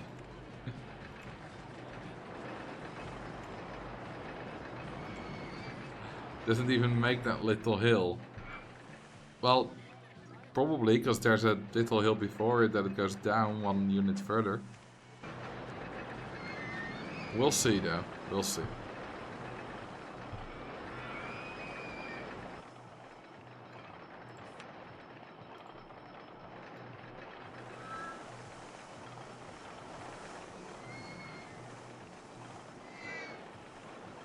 Yeah, it does.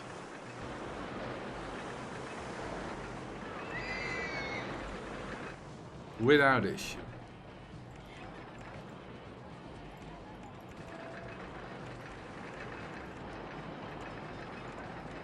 It surprises me always that these kind of classic roller coasters, as they were in RCT1, like they don't even have helixes sometimes.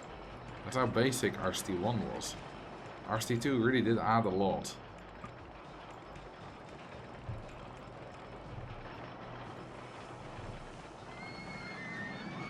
I wonder if a train can get stuck in it or if it has a minimum speed. I'm pretty sure I've seen trains stuck in it.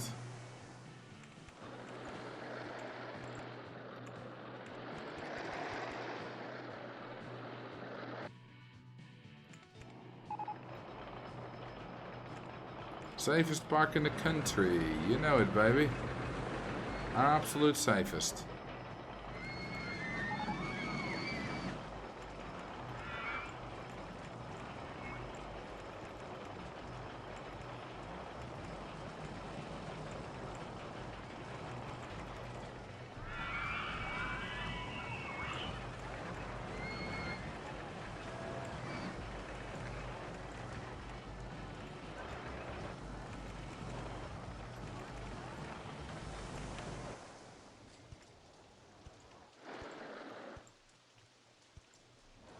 another water splash.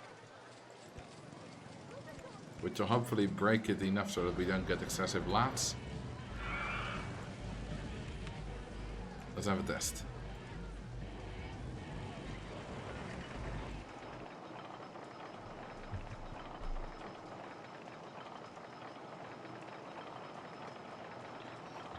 It's an interesting mechanic that RCT2 has a minimum speed, while in RCT1 the minimum speed is actually 0. Well, it kind of does. I think it's not quite that simple, because I think if you just in RCT1 let the roller coaster slow down, it will still reach the same minimum speed. But if you get to a standstill due to like a collision or something, then in RCT1 trains don't automatically accelerate to that minimum speed, and that's the difference with RCT2. That's the thing. That's what happens with that dinghy slide in Mel's World. No, not Wells World. Whitewater Park. Sorry.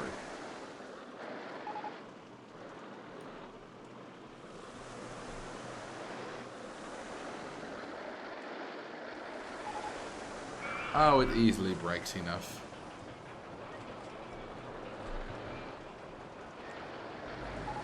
That works perfectly fine.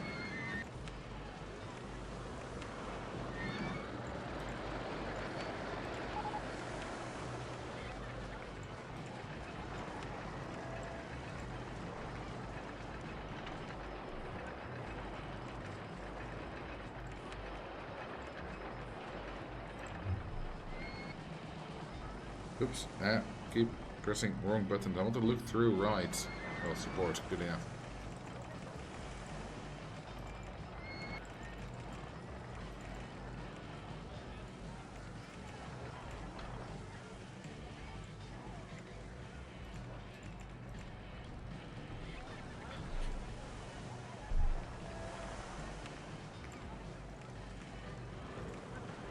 Ah, good old Wild West style.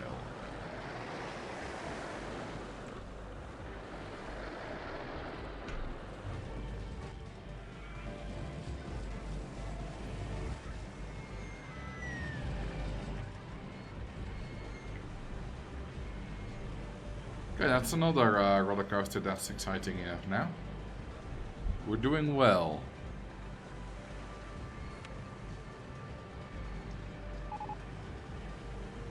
Suspended swinging coaster. Well, screw that. We're going with a vertical drop coaster. Which is much more fun.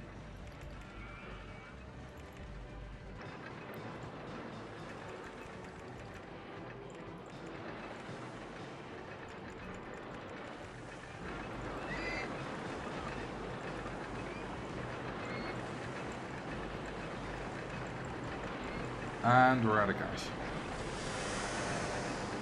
Hey, we have 2,000 again.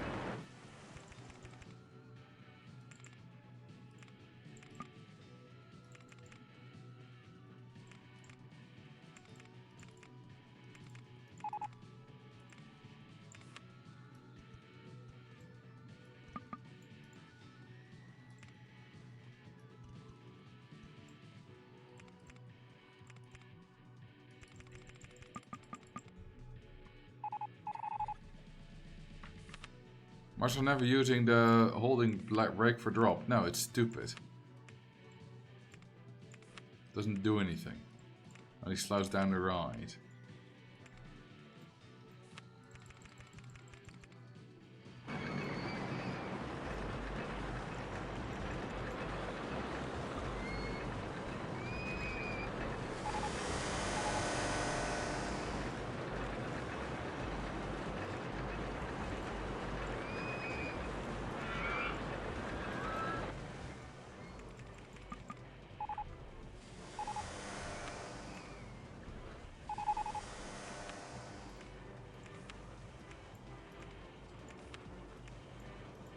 I love the sound when I speed up of all the water sounds.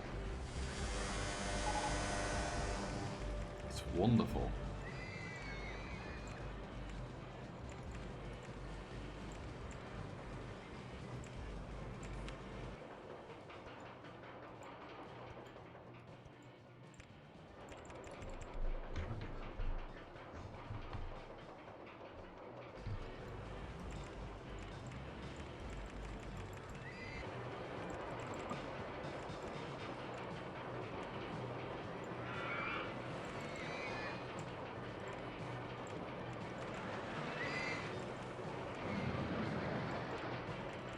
Okay, that ought to do it.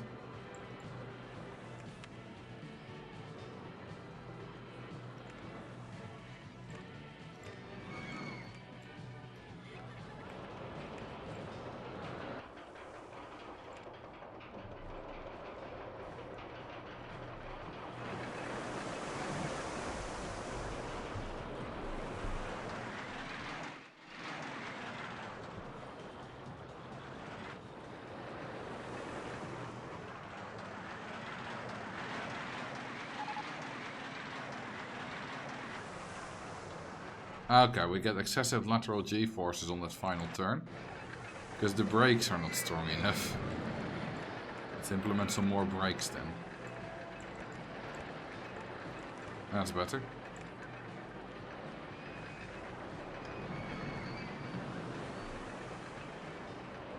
Okay, this is good. This should work.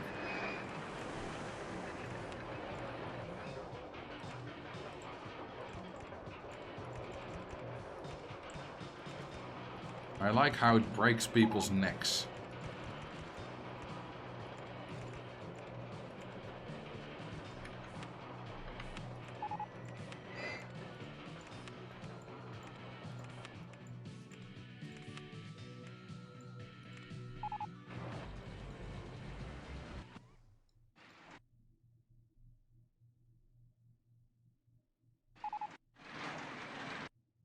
Doesn't go fast at all.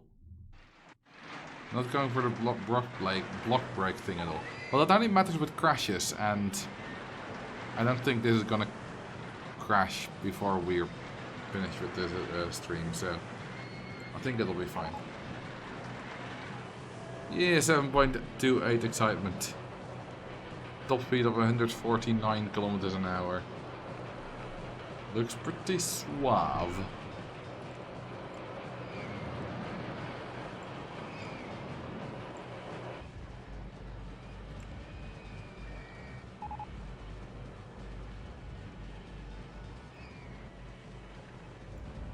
Also looks pretty ugly, but hey, it works. And in the vertical drop coaster, neckbreaker 3000. What happened to the neckbreaker 1 and 2000?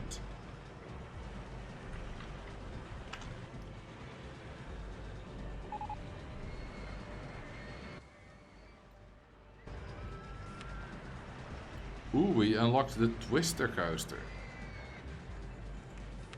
I like it. I don't know how many rides we still need. Maybe this is the final one. I think we're probably on 8. But we'll see.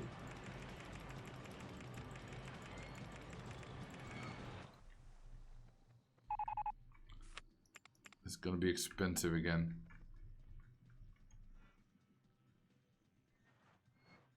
Come on, there we go.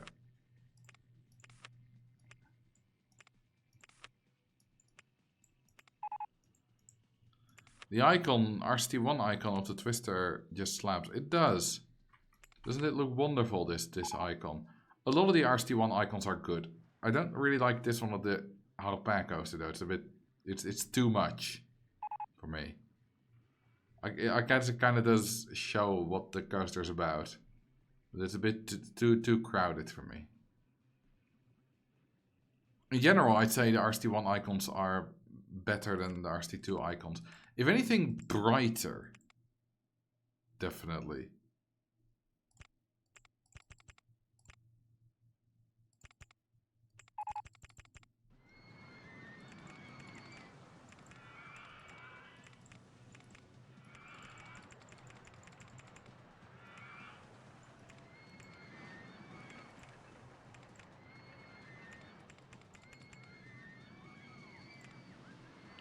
Aiming for 200 kilometers an hour? No. What will it be? 150 maybe? 160? Not even, only 143. That's not fast at all.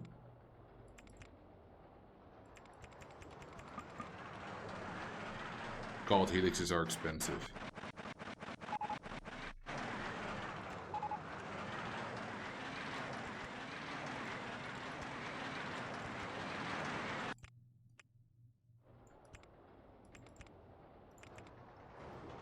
Okay, that loop is probably too much, but I want to try if it isn't.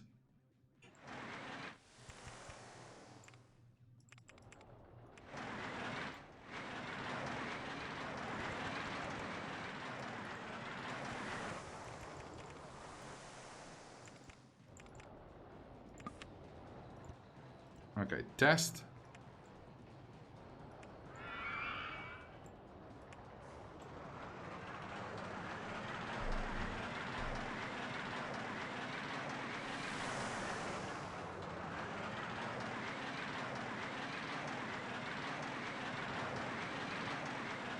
Ouch.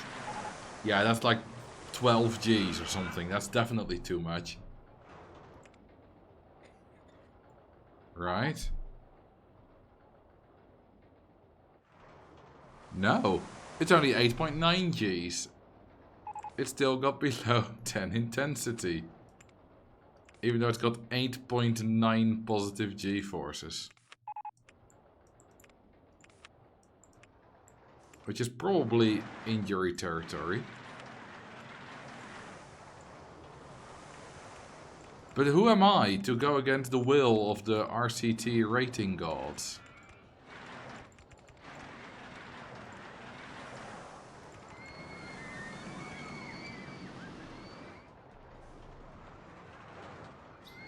What's the speed limit for the huge turns? 140. These ones. And if you bank them, which you can't do downwards here, but if you do, then 200. If you advertise for, let's say, free fries, does the guest go to the fries if they're hungry and want food, even if it's not near them? I don't believe so. I believe they just go for whatever is nearest, and I mean, we can easily check that. Just look to the guest and just look at voucher. Got 37 hits on that. So this is decide and buy item. So has voucher. If guest has item, voucher, and guest voucher type if food or drink free. And voucher shop item is the shop item that's being sold. Then the voucher is true. This is all in the decide and buy item function. So here they first decide if they want it, and then they buy the item if they do want it. So this is whether the voucher is true or not, whether they have the relevant voucher or not when they are at the stall.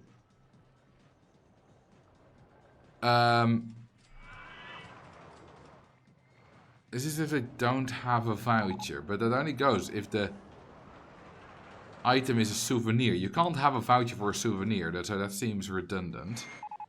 So this checks if the item is a souvenir and the guest does not have a voucher. But if it's a... Oh, not at all. No, not a relevant voucher. But you can't have the relevant voucher if it's a souvenir, because there are no vouchers for souvenirs. Although maybe that... I mean, it does leave room for it being implemented later. You know, and here, if you don't have a voucher, you get price checks.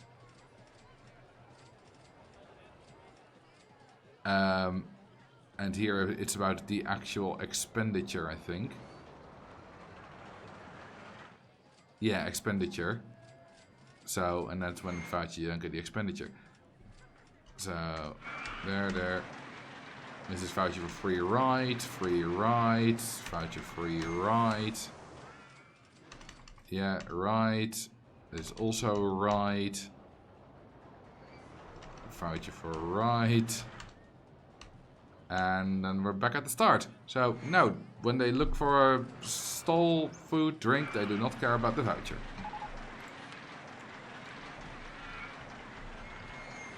Which I kind of already knew, but I just wanted to confirm it.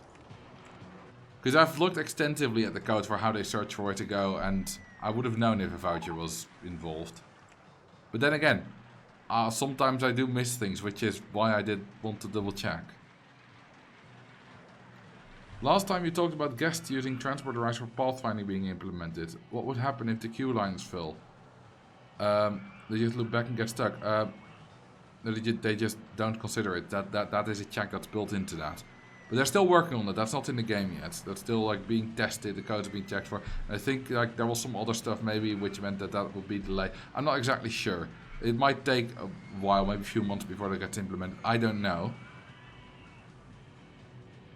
But it is being worked on, and it will in all likelihood be implemented at some point. I can't say exactly when. Because while it is my job to extensively test it, all the other stuff like making sure the code fits well and all that kind of stuff, that's not my job.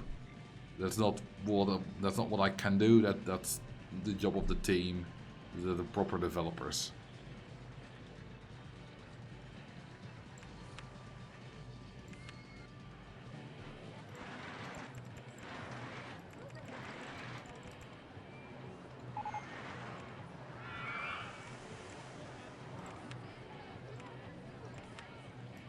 Hey, we've hit 2,000 Gasterinos.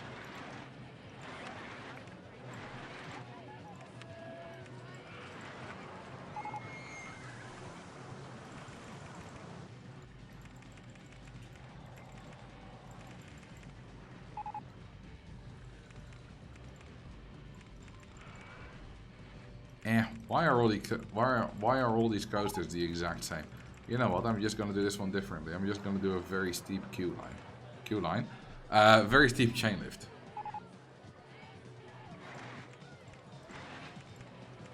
Gasterinos, that's what Gast is short for. Well, yes, I mean kind of, because Gastorino is actually short for Gastorino Haorino, which is difficult to spell, which is why I shortened to Gastorino, but for some that was too long and too complicated, so they shortened it to Gast.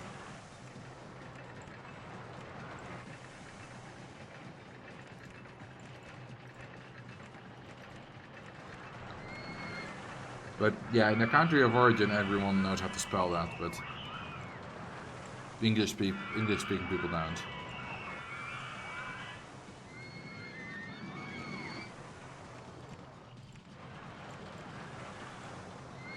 Of course, yeah, it's also easy, right? It's all comically simple. Would have never guessed that. Hey! Oh, hang on, I want to penetrate.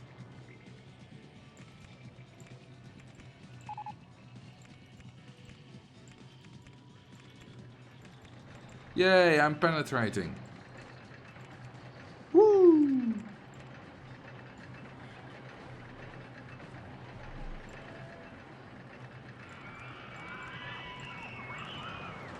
Okay, this corkscrew should be fine here.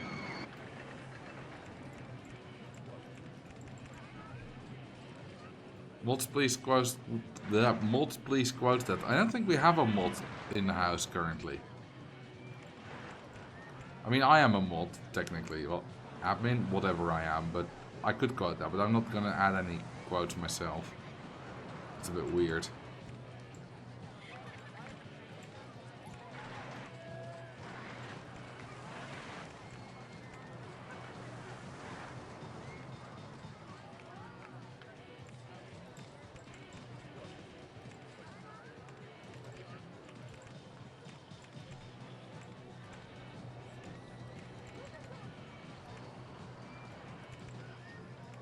And that should do it.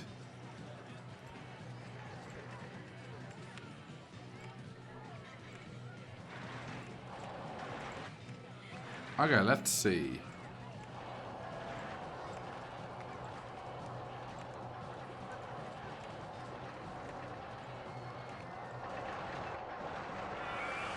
How fast does this baby go, baby? Well, it's got a nice speed through the loopings. Reaches a top speed of 90 there.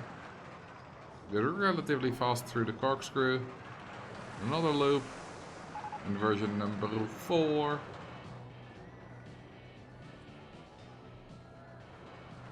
And it's finished.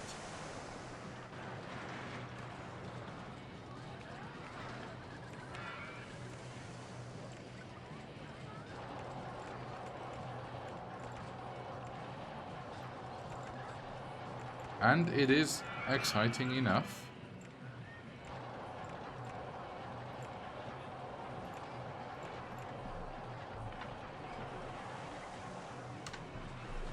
Those are some long trains. Yeah, the cars have got quite long trains, which is why you can do these ultra steep lift hills with a full steep piece in between.